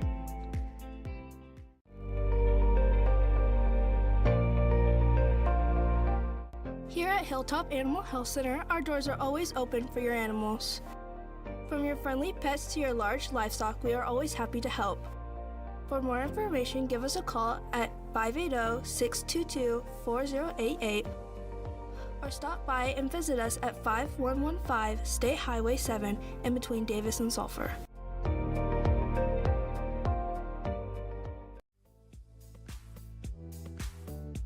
The Outlook Curio and the 77 Zips support the Wolves. You can find special gifts in the Curio Shop, or ride the zip line 717 feet up and 727 feet back down, above the 77-foot Turner Falls. And it's just off Highway 77 in about 77 seconds. Joyce and Brother Gary back the pack.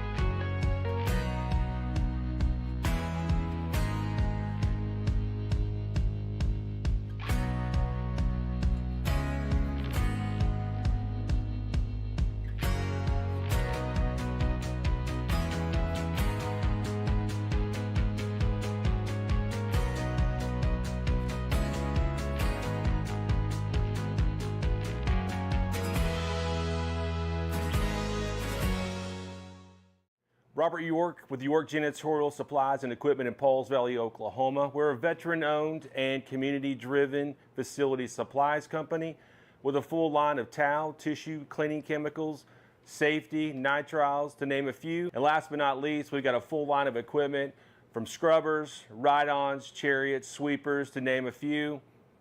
And if budget is an issue, we've got financing options as well. You know what's sexy about toilet paper?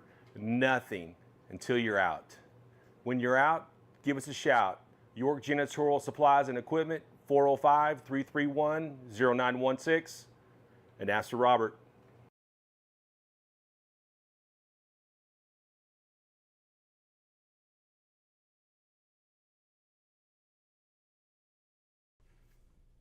Sooner Pharmacy provides a variety of healthcare services. We accept e-prescriptions and we also offer delivery services. Sooner Pharmacy is handicap accessible. Sooner Pharmacy is located at 705 East Main Street inside Sooner Foods.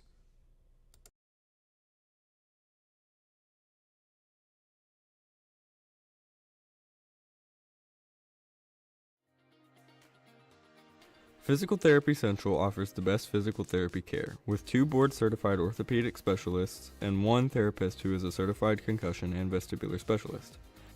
PT Central's friendly staff promises you a safe and inviting atmosphere while they work with you to get you back on your feet. Regardless of the injury, PT Central will have you back to moving again and feeling better than ever. Physical Therapy Central, serving Davis since 2011. Let us get you back to work, back to play, back to life. Welcome to Uptown Formal. We have a wide selection of dresses and suits that you can rent for any special occasion. We also have a variety of bows and bow ties available to go with your choice of wear. There are multiple dressing rooms where you can get a feel for the clothing you are trying on. We are located at Tiffany Plaza in Ardmore, Oklahoma. Uptown Formal, helping you look your very best for any occasion.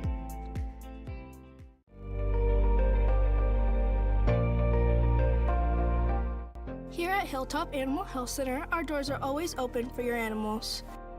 From your friendly pets to your large livestock, we are always happy to help. For more information, give us a call at 580-622-4088 or stop by and visit us at 5115 State Highway 7 in between Davis and Sulphur.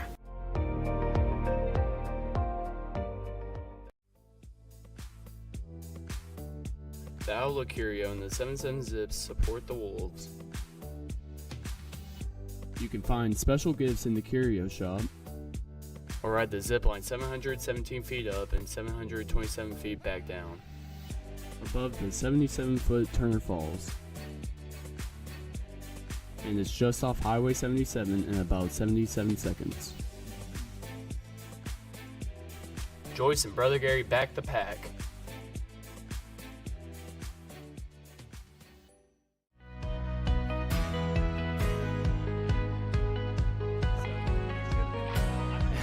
Welcome back, ladies and gentlemen. We are back now. About a minute 20 to go before this game.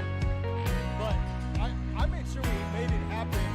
I got my player of the game, our player of the game, for the first game. Wyatt Fielding. Oh, for real? I was? You were the player of the game. We thought you had a great game. You did great at the boards. Good physical play down low, which I've been trying to drag out of you since you left the third grade. Finally started to kind of fill that role real well.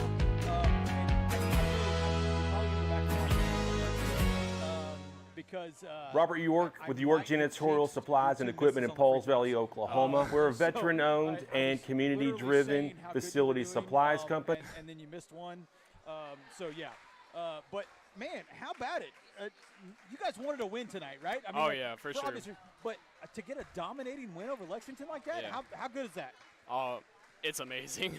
I'm so happy that we won by that much. And Heffley, kind of there at the end, he wasn't willing to let it go. You guys are up big, and he goes ahead and knocks down a three. Yeah. To really kind of put a nail in the coffin, so to speak. I think Lexington wasn't real thrilled with some calls they weren't getting. You should have heard them. They were kind of complaining, but I mean, some of them were very questionable. I mean, Yeah. I felt like some of the times we were fouling them. I think Spencer kind of derailed a kid down here on the other end and didn't get a foul call. But, man, a great game from the Wolves. You guys played great up there at the Warner tournament. I know coming just a little bit short, it stings a little bit, but you guys are playing great basketball right here late in the season. Now you guys play again this week, or do we wait until next Tuesday? I think we wait until next week. Yeah, next Tuesday to go right back up to Lexington and play the same team again. And you know that's going to be in their mind, this big of a win going into their place. Yeah, they're going to want to get it back at us. Man, I like the basketball you guys are playing. You guys are playing well. We're going to get ready for this girls' game. Wyatt, thanks for talking to me for a minute. Thanks for inviting me. Congratulations on the play of the game.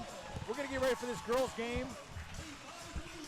They're introducing the I think they already did the Lexington starters, so apologize if I missed that. We were conversating with our play of the game for the boys there, Wyatt Fielding. But our starters for Davis, number 1, Kinsley Barnes. Number 5, Jacoby Lanoy. Number 15, Maddie Morton.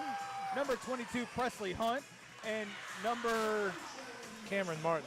It is Cameron Martin. I was trying to see her number, but her hair's so long. Yeah, you can't see the number. Homecoming queen, Cameron Martin. Number 13. Number 13, okay. You would think I would know that as much as we've talked about them playing this year. But so I'm going to run the Lexington starters real quick. You got number 11, Natalie Dixon. Number 25, I don't have a 25. 15 is going to be Landry Bean. Is that a 22, Addison Lapel? And one more. I can't see her number, Bobby. Looks like a 4. The one here on this side? Yeah. Might be Abby Sample if it's 2-4. I believe that's it. That is who that is. Correct me if I'm wrong, she is a senior. Been a big part of that Lexington Lady Bulldogs team for all 4 years. That is 24, Abby Sample. So Maddie Morton won the tip-off. Tips it to Jacoby Lanoy. Pass got away from Martin there. Goes out of bounds. Hey, homecoming queen, we'll forgive one. Yeah, we'll forgive it for a little bit. Chad, Lexington's got some height on their girls' team. Yeah, they do.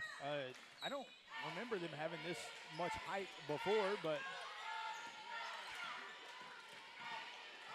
Lexington going to try to drive in. Good defense there. Kind of forces the kick back out.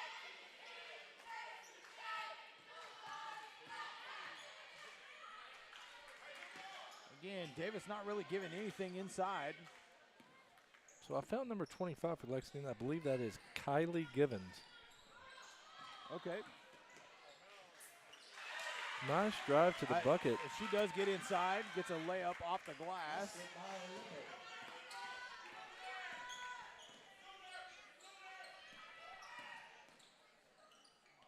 Barnes on the outside. Picks up her dribble. It's to Morton. Presley Hunt thought about it. Wanted to pull up from there. Oh, she's going to pull up from deep beyond the arc. Knocks it down. She's getting the homecoming night started early. I saw her warming up. She was knocking them down early.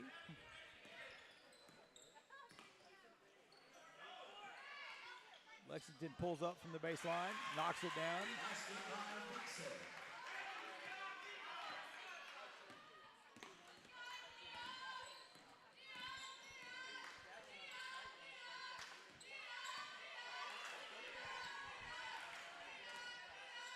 .15 jumps out a little bit quicker on her that time. So she drives. I'm going to say jump ball. Lexington ball.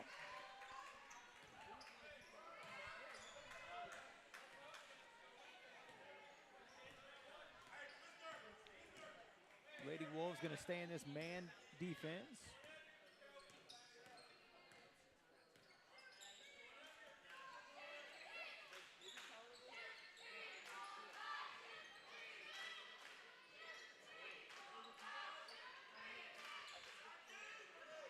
Lexington swings the ball near side.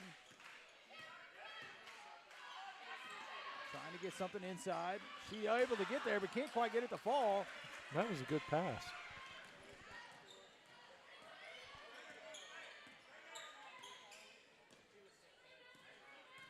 Presley dribbling the ball around, gives to Lenoy. Lenoy's going to try to drive, kicks back out. Hunt's going to pull up again. Again, knocks it down.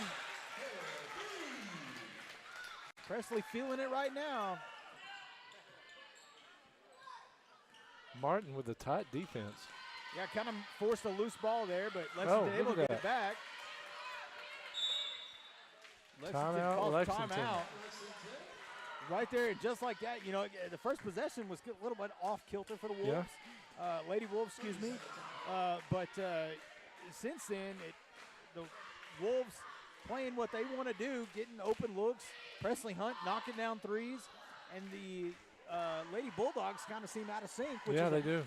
Essentially a continuation from the boys' game. So, And I'll tell you what, that Cameron Martin has really turned into a great defender. Oh, 100%. I mean, if there's going to be some turnovers, she's going to generate them because she plays a good tight defense and she's able to do it without getting fouls called a lot of the time. I'm going to add that at the end so maybe I don't jinx her. well, you know, I'm going to call her like and again, going to date myself here, the Scottie Pippen type player. Such a pivotal role, but so much of it is on the defensive end. So, No, I was thinking John Paxson. okay, another good one. Man, really dating ourselves. Man. Lady Bulldogs going to bring the ball across half court.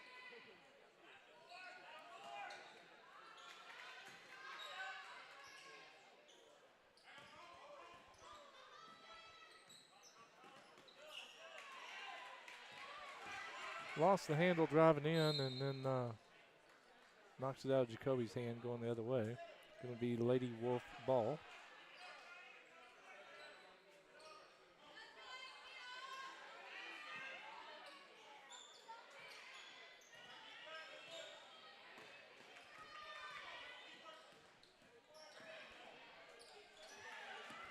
Pass does get away from Lenoy there. It goes out of bounds. And kudos to Addison Lipple. I mean, she is playing stifling defense on Jacoby, not letting her get the ball at all.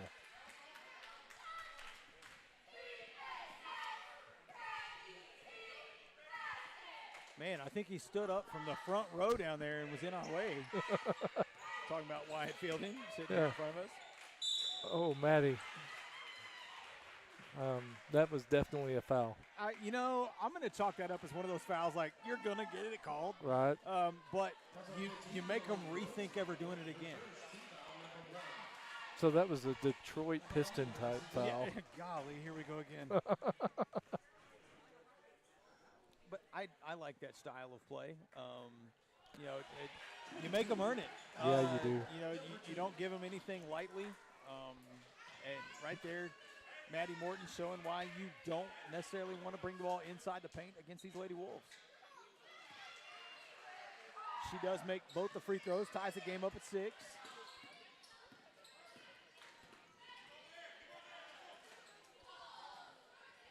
Martin dribbling the ball around, gives to Barnes. Hunt with a great pass. Oh, just can't quite get it to fall there. Is Lenoy. It was a good-looking pass, though. Kind of led her into the paint or into the board. I think she was just going so fast it was hard to slow her momentum. Yeah, that's true. Very true. Going to call the walk there.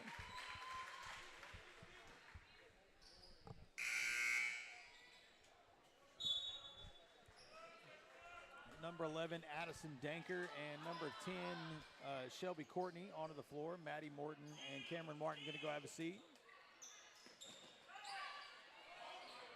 Barnes all by herself down there.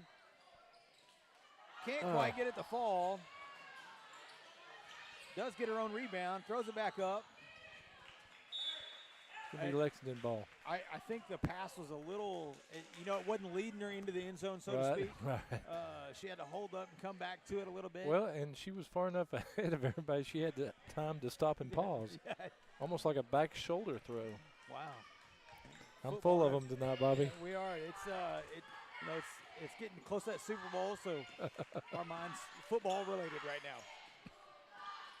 She pulls up the jumper, knocks it down off the glass. Hunt going to dribble the ball across half court. Almost walked there, but able to stop her momentum, get the ball to Lenoy. Lenoy's going to pull up off the back front of the rim.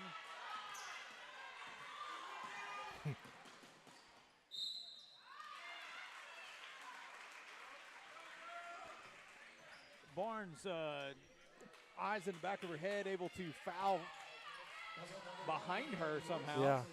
Yeah, I think she got her with a fingernail as she went by. Maybe. Looked awful close. Misses the free throw. The Lady Wolves started out good, and they fallen out of sync a little bit. You know, that's kind of what we talked about. They started out looking really good, in sync, moving the ball well. Have kind of lost that over the last couple of possessions. Lexington with some subs going in at the moment. I'm not going to attempt to say a couple of those names. She knocks down the free throw. Takes a 3-point lead. Just under 3 minutes to go in the first quarter.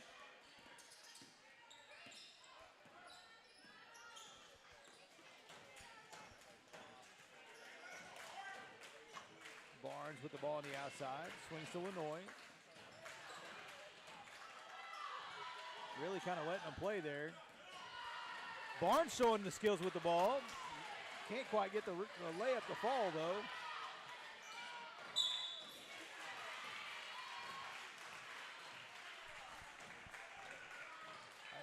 I think in ice hockey would call that a body check. Yep. Presley Hunt, her first. Team foul number 3, though.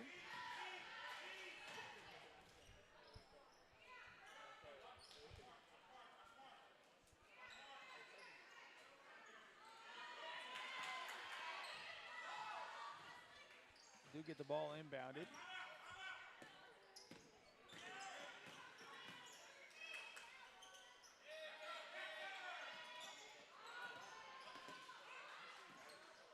Good defense. I was going to say, good job by Courtney there. Left the girl on the backside open, but she was able to get a hand and knock the ball out. That's good. Timeout, Lexington. I would say that was just in time to save the Lady Wolves a foul. Yeah, there was a hand kind of inside. Inside there, which I thought was the whistle, but ended up not being the whistle.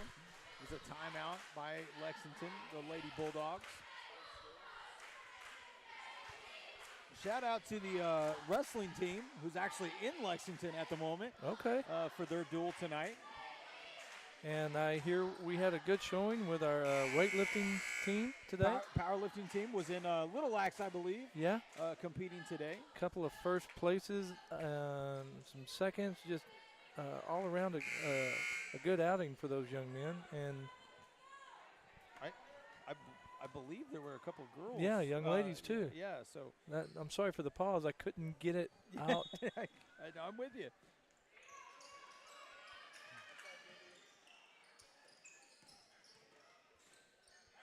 Lexington inbounding the ball. Drives. Off the glass, misses. Presley Hunt with the rebound. Going to bring ball back down the other way. Nobody on her. She's going to pull up. Off the front of the rim. Rebounded by Barnes.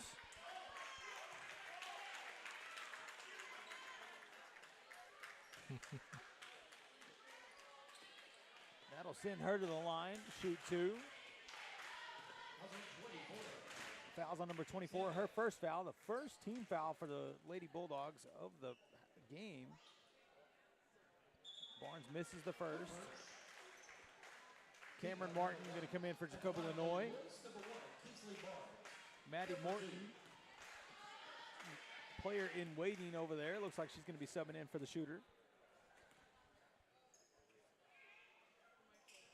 She knocks that one down. Morton will come on. Barnes will head off.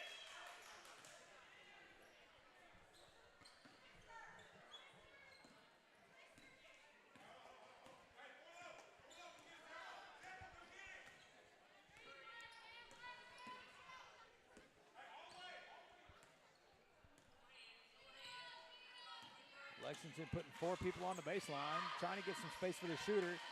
She pulls up from the free throw line, can't get it to fall. Rebounded by Courtney. Presley Hunt going to bring the ball up. Gets the ball to Danker on the far side. Danker's going to drive. Oh my goodness. I think I can speak confidently when I say this. That is the first charge that Addison Danker has ever had in her basketball career. I would probably agree with that statement. Because that was a challenging call to accept.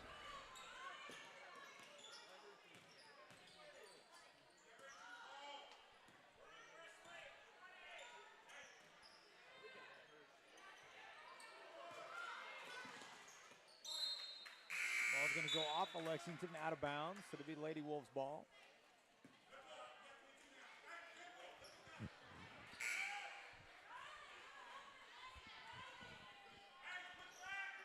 Addison's going to get a breather. Jacoby comes on the court.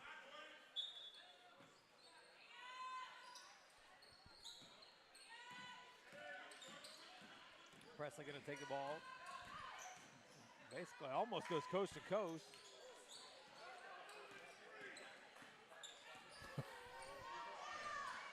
Did you see that screen, Bobby? I did.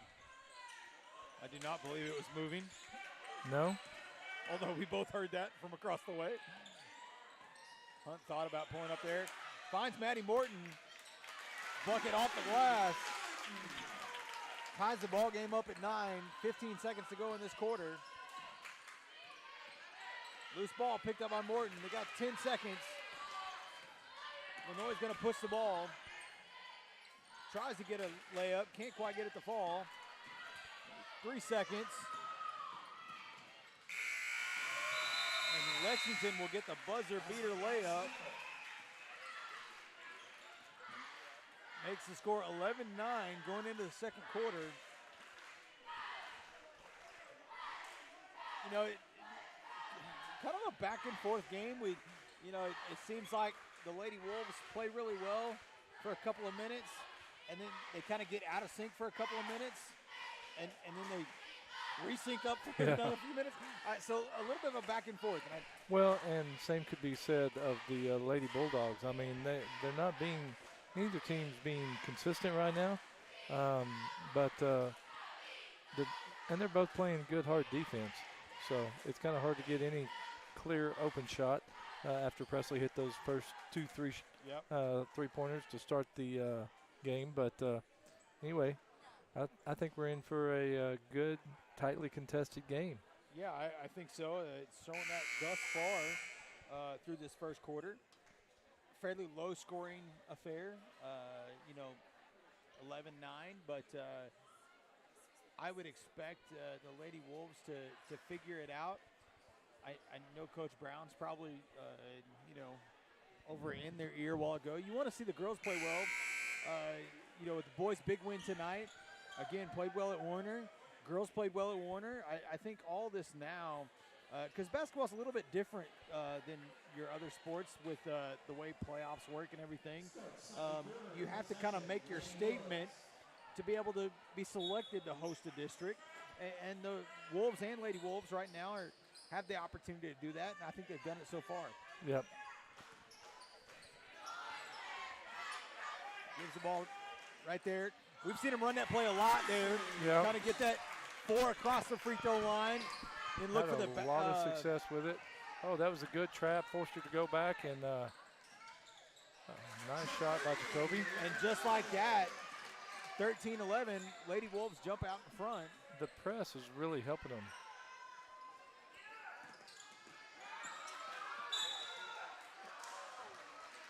They're going to call that block on Cameron Martin. Going to be her first, I believe. Really close to being backcourt. The blocking foul sent her backcourt. Yeah. I think if she hadn't have put as much pressure on her, she would have gone backcourt eventually. So.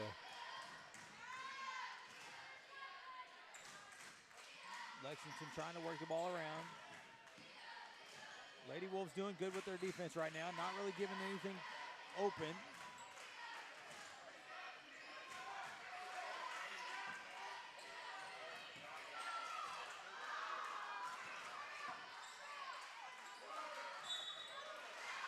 Maddie's going to pick up her second, I'm afraid.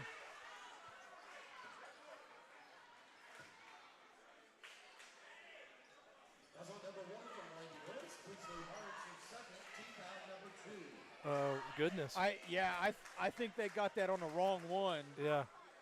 Coach Brown's trying to talk to the referee right now.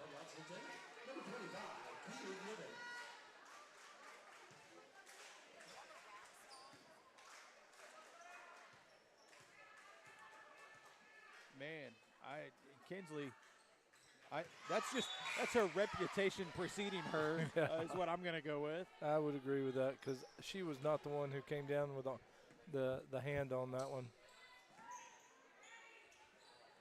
Inbounded to Presley Hunt. Hunt's going to break the press on her own. Number 22, Lipple able to get a hand on and knock it away from Presley. Ball goes out of bounds on the baseline, so it'll be Lady Wolves ball.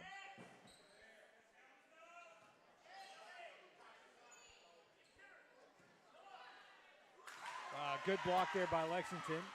They had an open look with the inbound play to Courtney, but yeah, Natalie Dickinson with the block. Lexington trying to shoot the three there, unable to get it. Rebounded by Courtney. Gives to Lenoy. Lenoy's going to push it up the floor.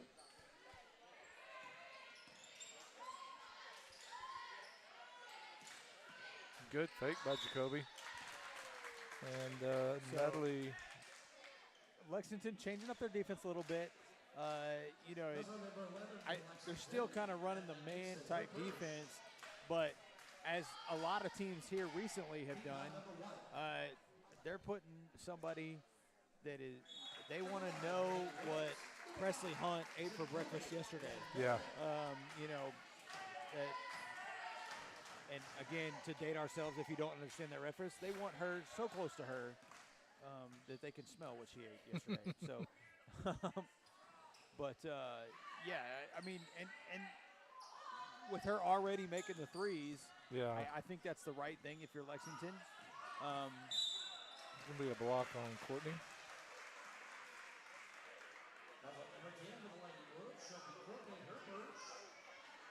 That is Courtney's first foul. Unfortunately, that's the third team foul, so they're inching closer to that bonus for Lexington.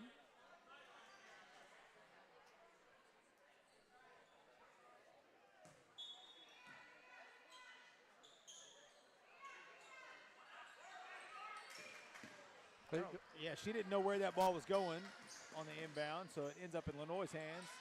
Presley Hunt's going to pull up from behind the arc. They're going to call the push foul on 25.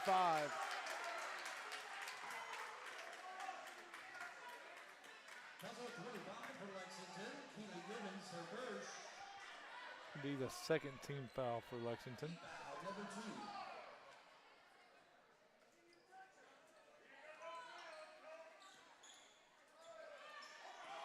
Inbounded it cross court to Lenoy.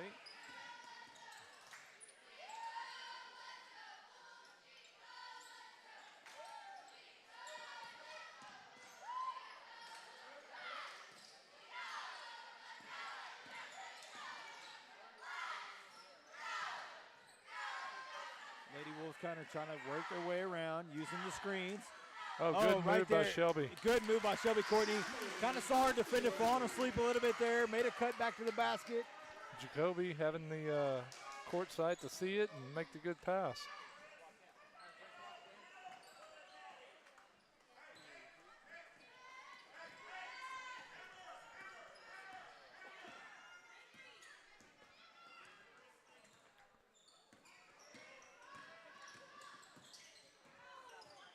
Trying to work the ball inside.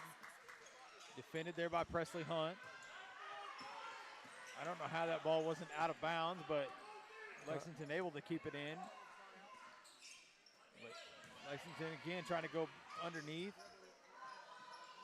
Lady Wolves putting steady pressure. Not really giving anything underneath. No. Rebounded by Courtney.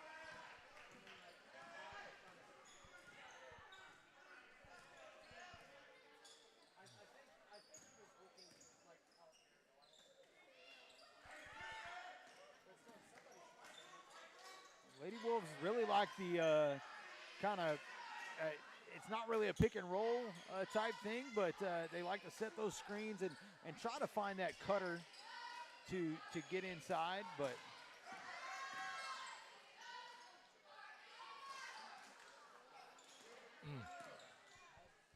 I know you probably saw the same thing I did. I thought that one was going to get tipped.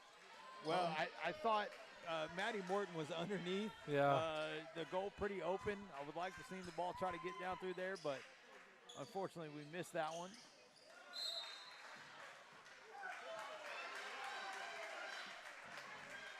A lot of passionate fans in the house tonight. There are quite a few on that other side. They thought that ball went off of Davis, but it will stay with the Lady Wolves.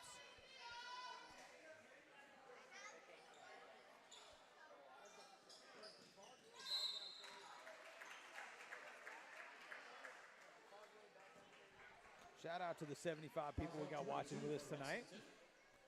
Glad to have you. If you're from Lexington watching with us tonight, we're glad to have you. Just understand, as we've said every time, we are a biased show. Absolute 100% bias. Oh, Lenoy, I like the thought of trying to get the ball into Maddie Morton. But I'm also would have rather have seen take that little jumper right there. Yep. That was a good defensive play. It was. Ball does go out of bounds off the Lady Wolves, so it'll be Lexington ball going the other way. Long cross-court pass.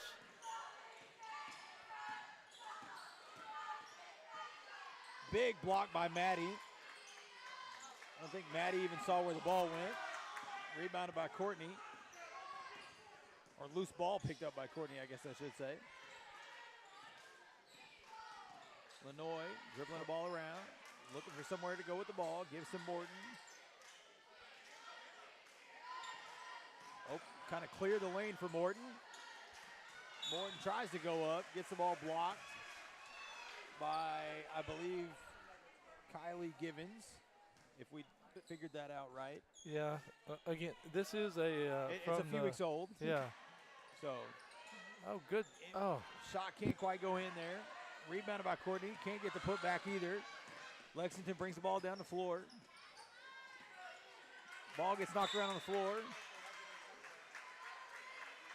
They're going to give the foul to number 15, Landry Bean. That'll be her first, team fourth.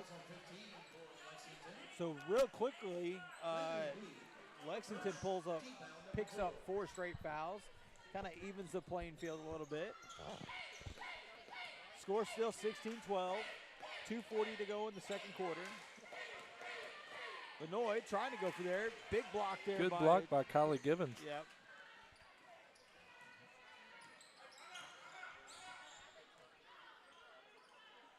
Man, it kind of throws me off a little bit because he's calling a play, the coach is over there, but every time I think he's yelling timeout.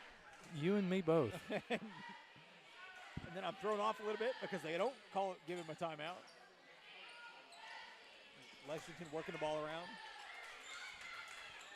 Kind of like I always think Coach Blackwell is yelling at Wyatt, but he's yelling White. Oh, yeah. That's right.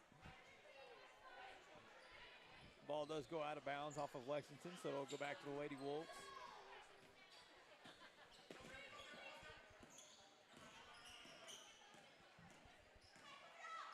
Lady Wolves break the man-style press defense. Presley thought about pulling up there from just beyond the top of the key. Gives the ball to Lenoy.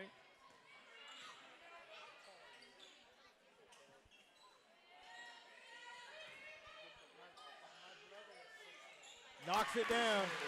Kind of created a little bit of space, made it seem as if she was going to go around the screen. Yep. Stopped in the middle of the screen and lost the defender. Gained some space for a shot, knocks it down. Good ball movement there by Lexington to go right back down the floor, get the 2.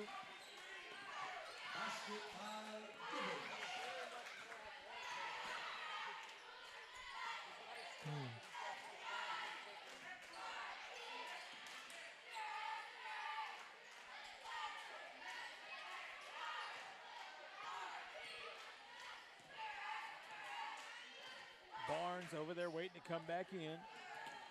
52 seconds to go in the first half. Lady Wolves dribbling the ball around. Lenoy, she's going to take it from beyond the arc, knocks it down. Nice shot. You know, I'm sure Coach Brown kind of wanted a last-second shot there, but when you're that open, Lenoy can shoot the ball. Absolutely take that one. Good block there by Maddie Morton. Now with Coach Brown going to take a timeout, try to draw up a play to get this last shot. Use the last 18 seconds before halftime. I'll tell you what, Maddie Morton gets more blocks than any other Lady Wolf. You know, it's kind of weird because I fully expected. I don't think it was a foul when she got that last block down there. It could have been called one. She had a hand on her back. Well, she had a hand on her back, but anytime you swat down like that, I feel like you always end up getting called. Right.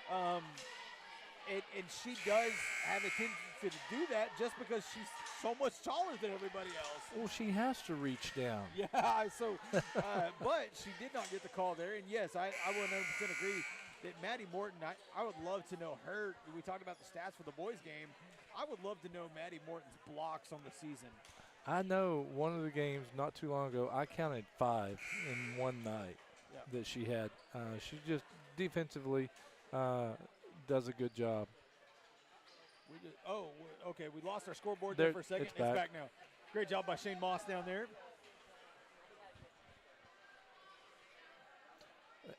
18.85 seconds left.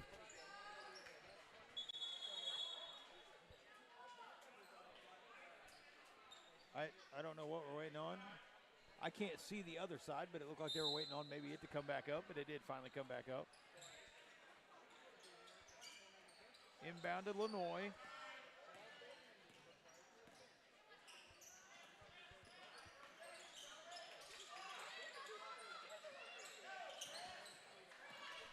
Six seconds.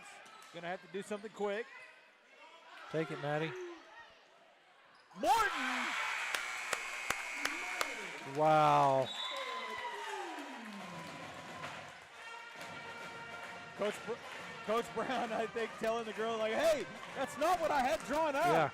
Yeah. But how can you get mad at the big girl for shooting the ball from outside and knocking it down right there? So Good job by Maddie Morton. Makes the score 25-14.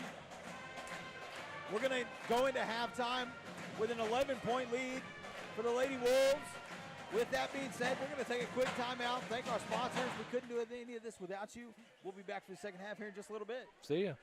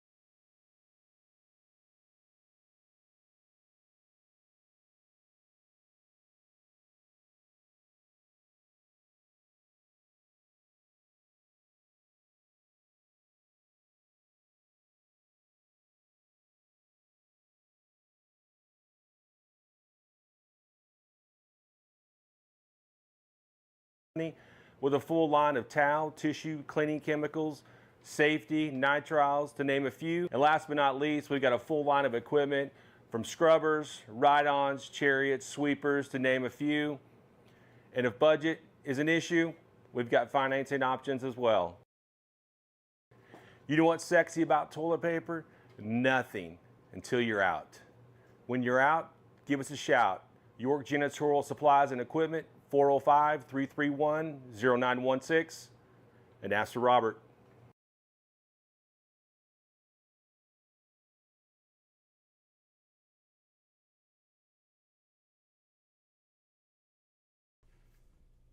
Sooner Pharmacy provides a variety of healthcare services. We accept e-prescriptions and we also offer delivery services. Sooner Pharmacy is handicap accessible. Sooner Pharmacy is located at 705 East Main Street inside Sooner Foods.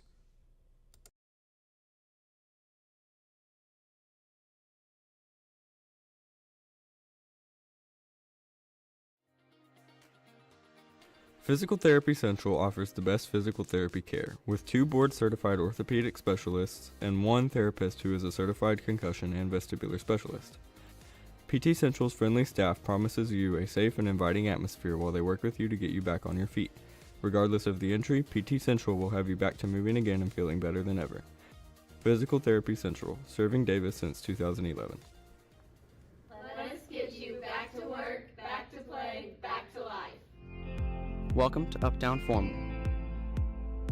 We have a wide selection of dresses and suits that you can rent for any special occasion. We also have a variety of bows and bow ties available to go with your choice of wear. There are multiple dressing rooms where you can get a feel for the clothing you are trying on. We are located at Tiffany Plaza in Ardmore, Oklahoma. Uptown Formal, helping you look your very best for any occasion.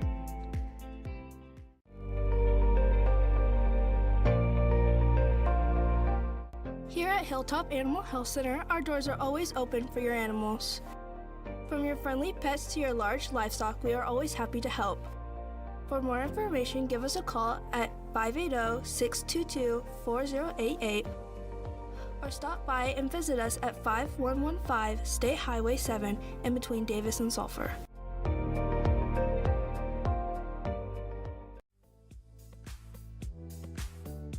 The Outlook Curio and the 77 Zips support the Wolves.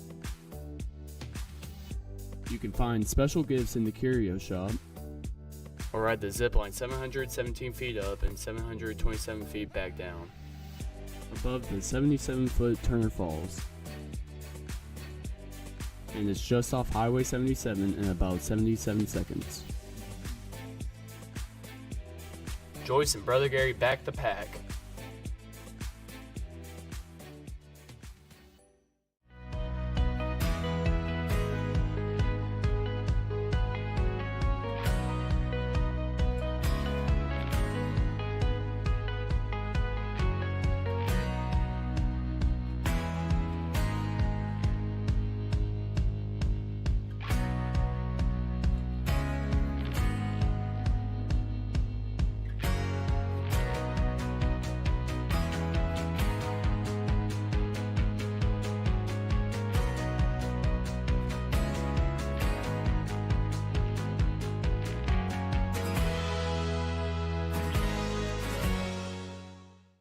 Robert York with York Janitorial Supplies and Equipment in Pauls Valley, Oklahoma. We're a veteran-owned and community-driven facility supplies company with a full line of towel, tissue, cleaning chemicals, safety, nitriles, to name a few. And last but not least, we've got a full line of equipment from scrubbers, ride-ons, chariots, sweepers, to name a few. And if budget is an issue, we've got financing options as well. You know what's sexy about toilet paper? Nothing until you're out. When you're out, give us a shout. York Janitorial Supplies and Equipment, 405-331-0916, and ask for Robert.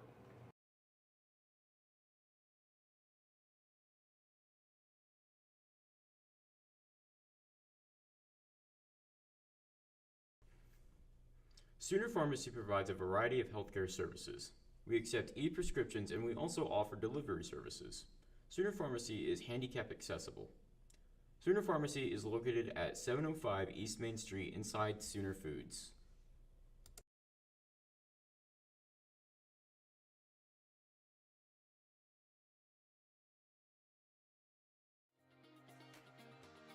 Physical Therapy Central offers the best physical therapy care, with 2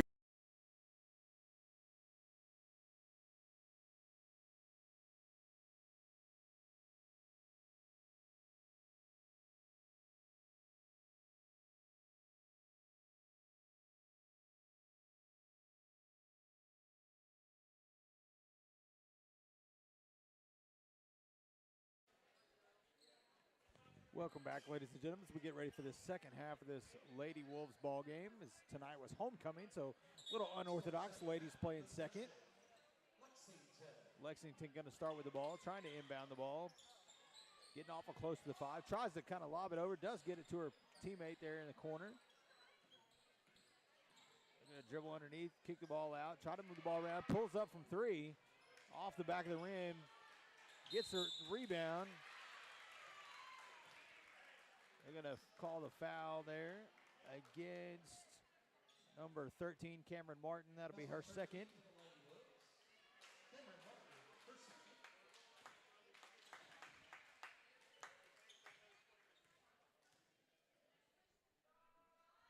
First free throw is good.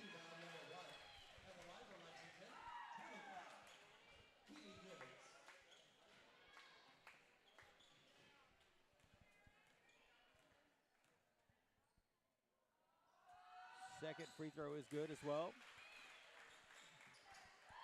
I did hear Mr. Mapes confirm what we thought, Chad, that is Keely Givens, number 25. Okay. Good ball movement to break the press. Kind of got away from her there. Couple of bad passes. Lady Wolves need to calm down. Yeah, I think settle back down. 25-16. Oh, pulled it. Yeah, I was going to say, she was open there, open man. out there. Oh, good finds pass. Barnes there. Barnes tries to get in there. Good defense by the... Oh, it's on the line.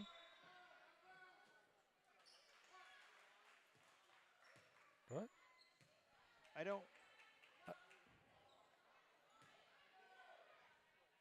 don't know how when the Lexington player had the ball on the line. Yeah, I don't know. But okay. Whatever. He's down there closer than we are, I guess. No comment.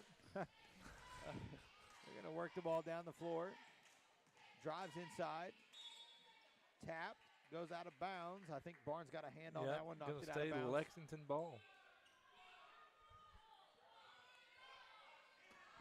I'm going to take my glasses off, Bobby, so maybe I can see a little more clearly. I thought maybe the rule changed, so I thought because Barnes hit it out, it was going to be our ball that time. But nice play. Good shot by Givens. Works the ball ahead to Barnes, to Morton. Morton with a, kind of a tough layup there to go over the defender, but able to get it to fall. 27-18, 6:35 to go in the game, or in the third quarter, excuse me. Lexington pulling up from 3, in and out, rebounded by Morton. Lenoy going to push the ball down the floor. Pulls up there, wants the ball inside to Barnes. Barnes coming for the, good job. Got to give it to Givens there. Good defense. Able to come help out and to get the block, but ball ends up in the hands of Presley Hunt out there behind the arc, and she knocks it down for 3.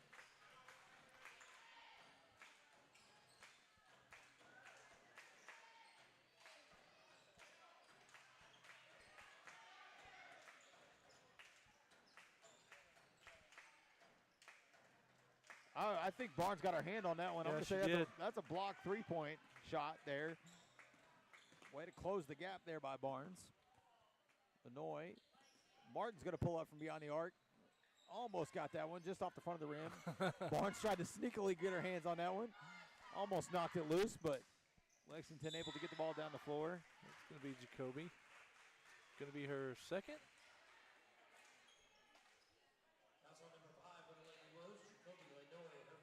Oh, excuse me. Her first. Team foul number 2. Okay. That's where my confusion came in. At least that's what I'm saying.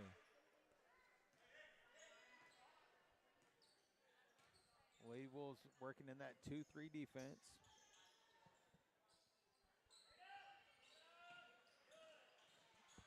Barnes tried to knock it loose. Couldn't quite get it. Lexington couldn't get the bucket to fall.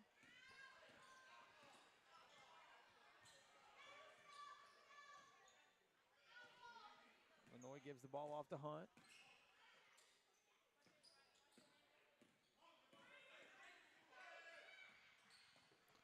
Again, that little running, backside play, almost kind of leading your teammate with the pass.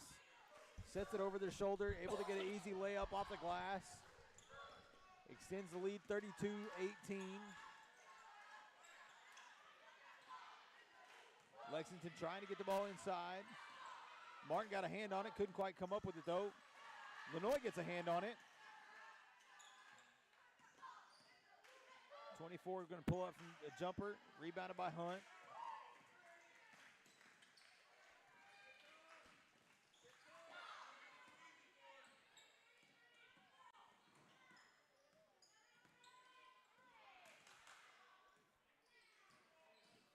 Oh my goodness. What? I don't know how you call a blocking foul on that. She was set there, the other girl lowered her shoulder and tried to run through her. Wow. I give Barnes a lot of heck over, being foul trouble, and I did it all last season. I messed with it all. But 2 fouls tonight she has picked up. One was not anywhere near on her. No. That one, there was not even a foul from a Davis player, in my opinion. No. And unfortunately, 22 Barnes looked like a fullback running through the line of scrimmage. I mean, man. If that's not a charge, I don't know what is. Yeah.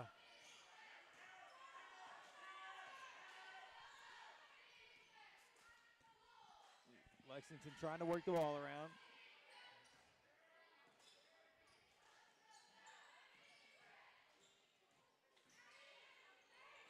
Lenoy got a hand on that one. Knocks it loose, picked up by Hunt. We'll be going back the other way.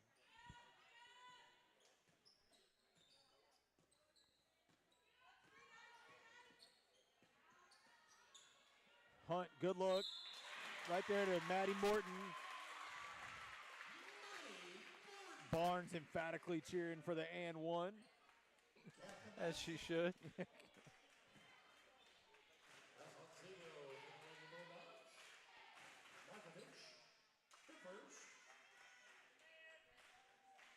Team foul number 1 is alive with a 3-point play. Maddie Morton.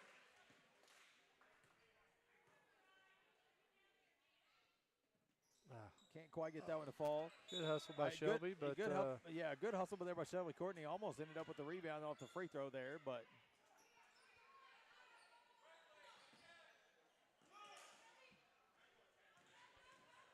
Lexington trying to push the ball.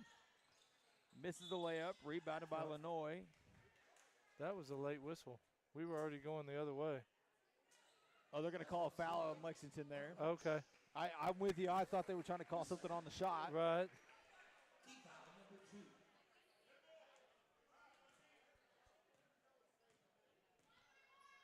I believe that's going to be Markovich's second. Gives the ball near side to Hunt. Hunt working the ball into the corner. Oh. Kind of forced that pass there. I don't think Martin saw Lenoy on the backside with wide nobody open. in front of her. Sample loses the ball out of bounds. It's going to be Lady Wolves basketball. Get the ball inside to Hunt. Trying to work the ball into Morton. Can't get it in there. Ball goes back the other way.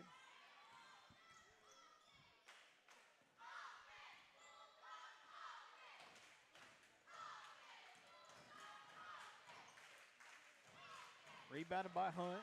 Hunt's going to push it up the floor. Going to call the blocking foul there.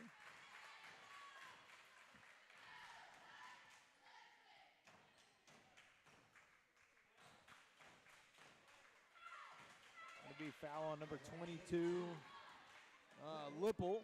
That'll be her second foul, team foul number 3. Presley Hunt should be shooting 2. She misses the first one. Danker comes into the game for Martin. And we've got number 25, Kylie Gibbons coming in, and number 11, Natalie Dixon coming in for the Lexington Bulldogs, Lady Bulldogs. Hits the second free throw. And Davis bringing a little full court pressure here. Easily broken by the Lady Bulldogs. I say, Givens was on the sideline. Now she's back in the game. I would imagine the Lexington Bulldogs trying to start working the ball inside as they drive right there. Yeah, Gets a nice little drive floater. by Mackenzie. Manuel. Yeah. Manuel.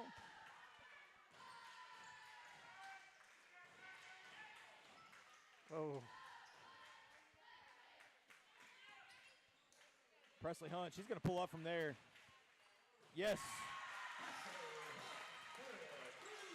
Oh, nice play by Shelby.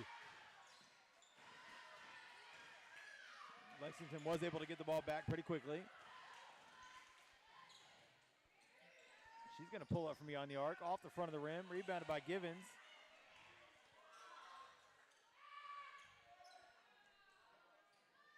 Rebounded by Morton. Lenoy is going to bring the ball across half court. Lenoy is going to try to take it herself. Missed the layup. Maybe should have been a foul call there, but didn't get it that time.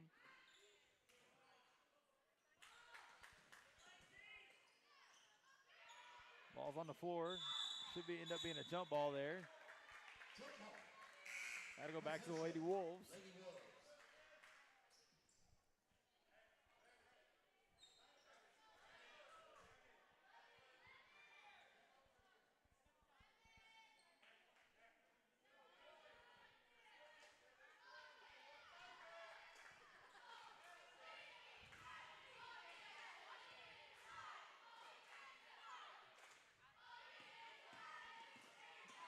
Noy driving in.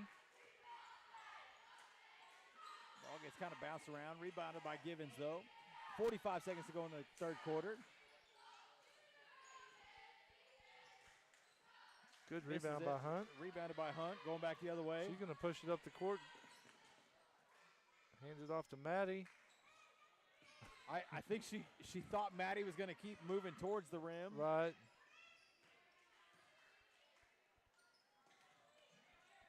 Lexington throws the ball forward. Had an open layup down there. Maddie hustled back down to the other end of the court and got the rebound and then jump ball. So Martin's going to come in for Jacoby.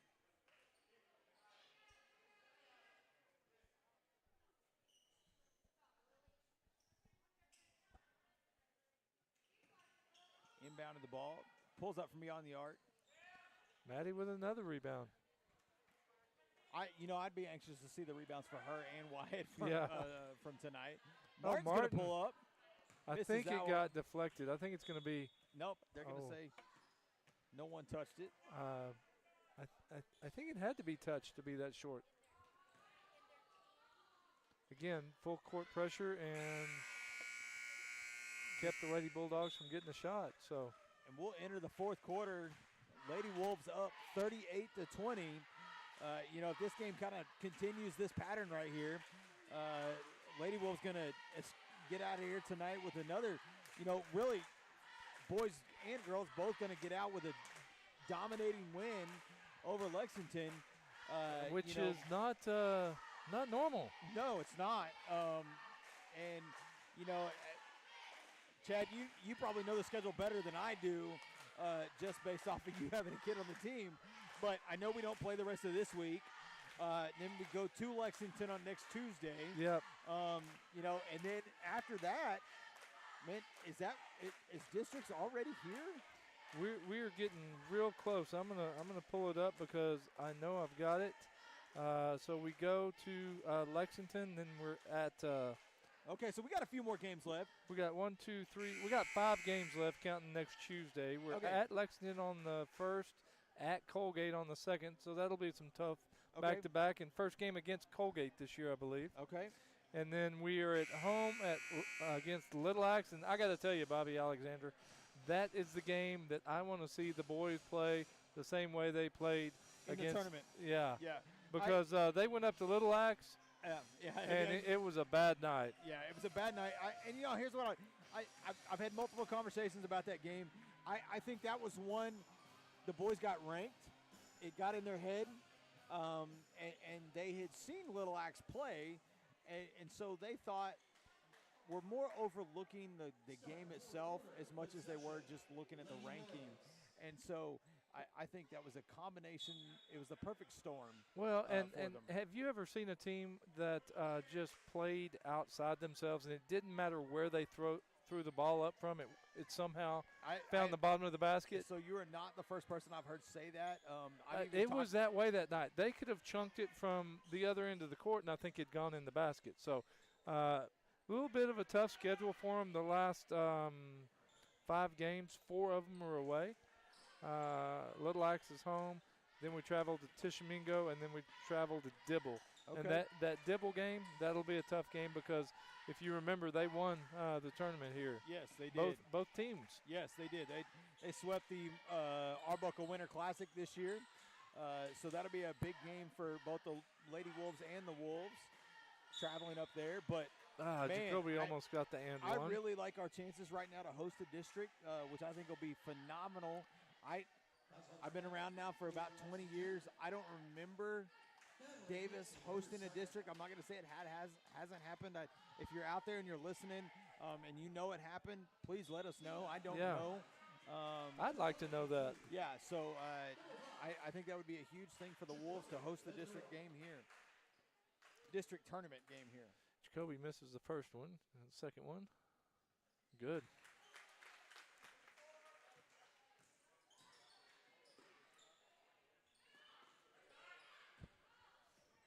Lexington going to push the ball across. Barnes back out on the floor now for the Lady Wolves. And Lily Heffley is in the game.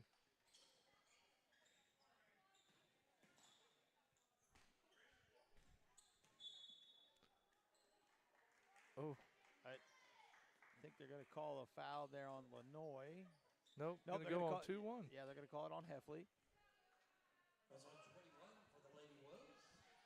Her first. Presley Hunt going to come back in. Martin take a little bit of a breather. Lady Wolves up by 19 here in the fourth. That's going to get Lily for another one. That's on 21, Heffley, her second. She must have breathed wrong. Picks up her second foul there pretty quickly. Big block there by Barnes. Jacoby going to take this one coast to coast after the. Oh, a little too much on the layup. Barnes gets the loose ball, tries to go back up. Oh, they called walking. They called a walk. Yeah. So Lexington's ball. I apologize. Chad had to take over there for me for a second because I completely had to pick my jaw up off the floor. Again, the Lady Wolves staying with this full court pressure. Good trap.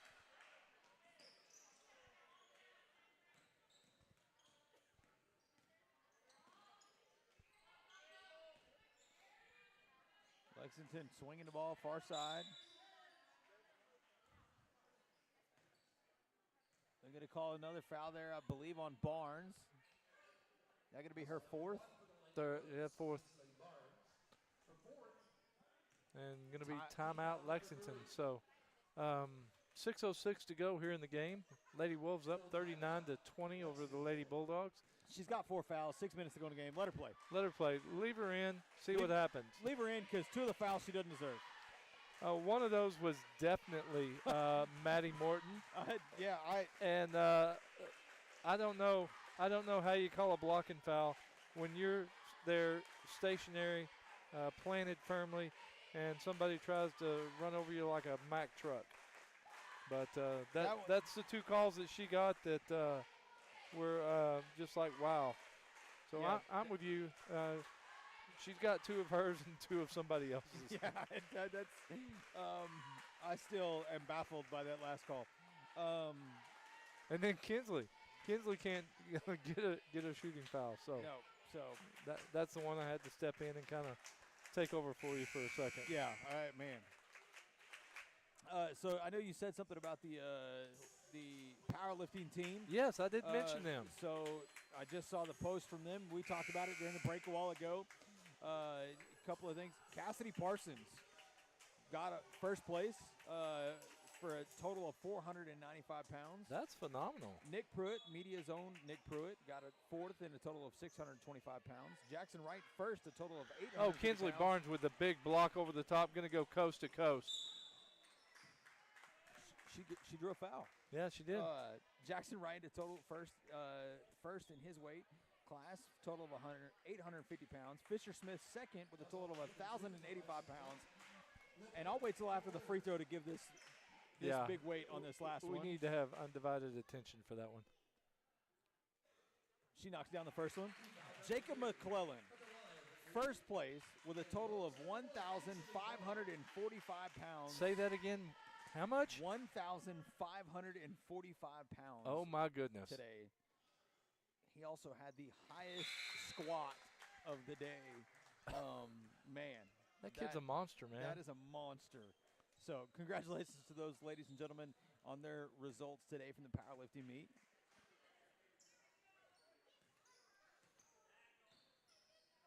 Man, 1,500 pounds. That's incredible. The dude just lifted a Chevy 1500. That's insane. And in case you didn't know, Chad, one of those people I just mentioned is actually the guy running the camera. Oh, my goodness. On the broadcast. Don't break the camera stick over there. Yeah, Pruitt. he might get kind of crazy over there. You know, we want him to make sure that he has to remember he was lifting weights earlier today, but he's operating delicate equipment now. He's flexing that gun over there. I can see it. He's sitting it like he's sitting there and just just that's showing impressive. It off. Just showing it off there. Oh, with the three. Pull up for three, knocks it down. Boom, shakalaka. Wow. 5:18 to go in the fourth quarter. Jacoby Lenoy knocks down the three, puts it up 44-20. And then the Lady Wolves force the carry on the next possession, and so it'll be Lady Wolves ball. Looks like Lexington with mass subs there.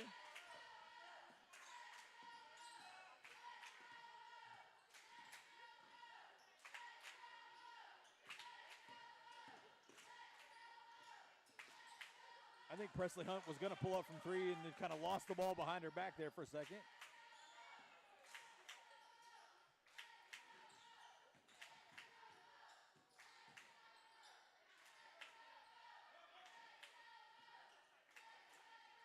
Swings the ball near side to Lenoy. Lenoy, she's going to pull up from there, off the back of the rim.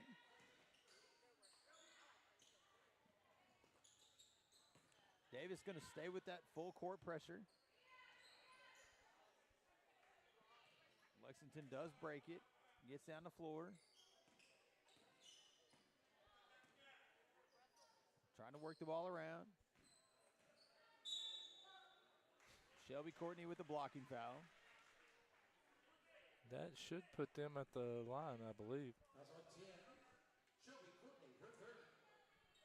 Team foul number 5. Yeah. So Lexington in the bonus.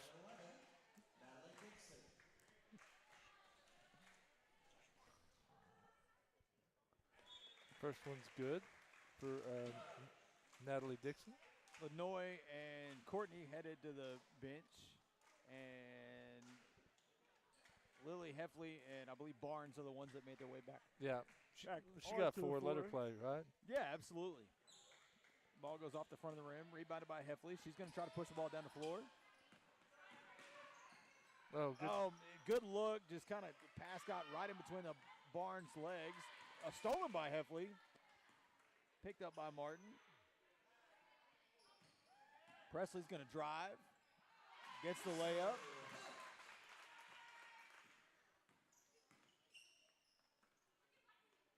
Lexington trying to get the ball down the floor. Gets the ball underneath. Pulls up from beyond the arc. Knocks it down. 46-24, 3:30 to go in the fourth period.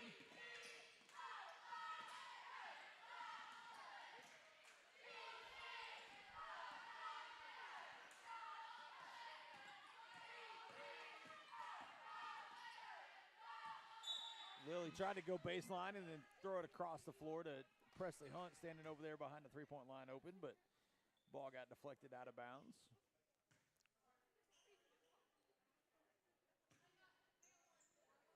I think we made Nick, really, he kind of sitting all lax now. Hey, he's kind of pulled that sleeve up a little bit more. Showcasing a little bit more? Yeah. He's still not going to have the muscles his sister does, just, in case she's out there watching.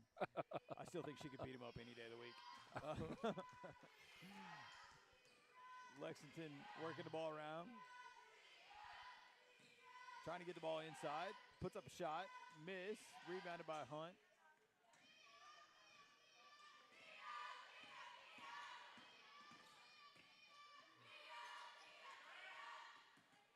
Good defensive play by McKenzie. Heffley was trying to work the ball inside the Barnes, but like you said, good play there by Lexington. Lexington knocked the ball out of bounds. We got Marley Gibbons coming into the game. We've got Emma Stone. And is it Riley? No. I'm sorry, folks. Trying to read the numbers on the Lexington. Hadley Wilkins going to be the ball handler right now.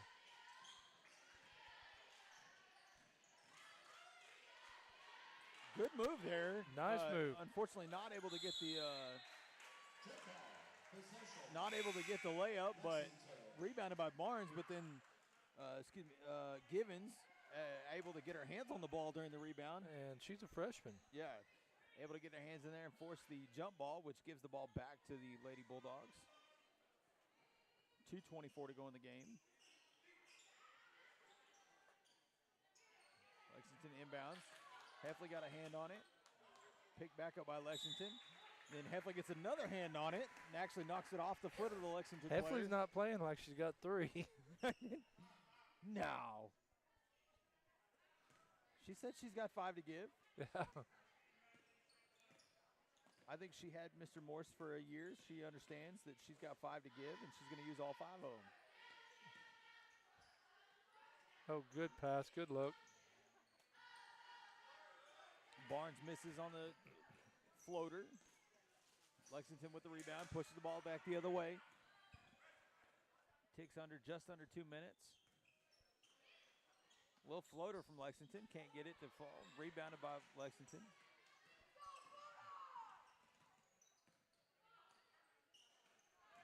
Oh, good hustle by Barnes. Morton.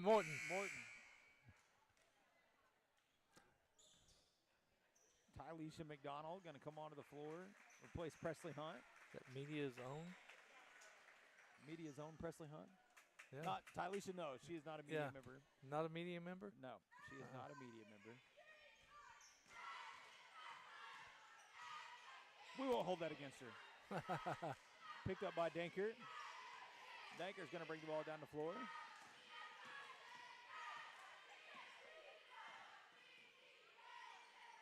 Gives to McDonald.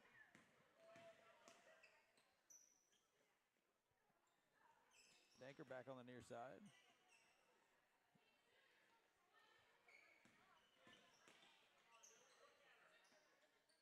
Lady Wolves just moving the ball around, trying to burn the clock. Danker's going to pull up. Misses it. Under 1 minute to go.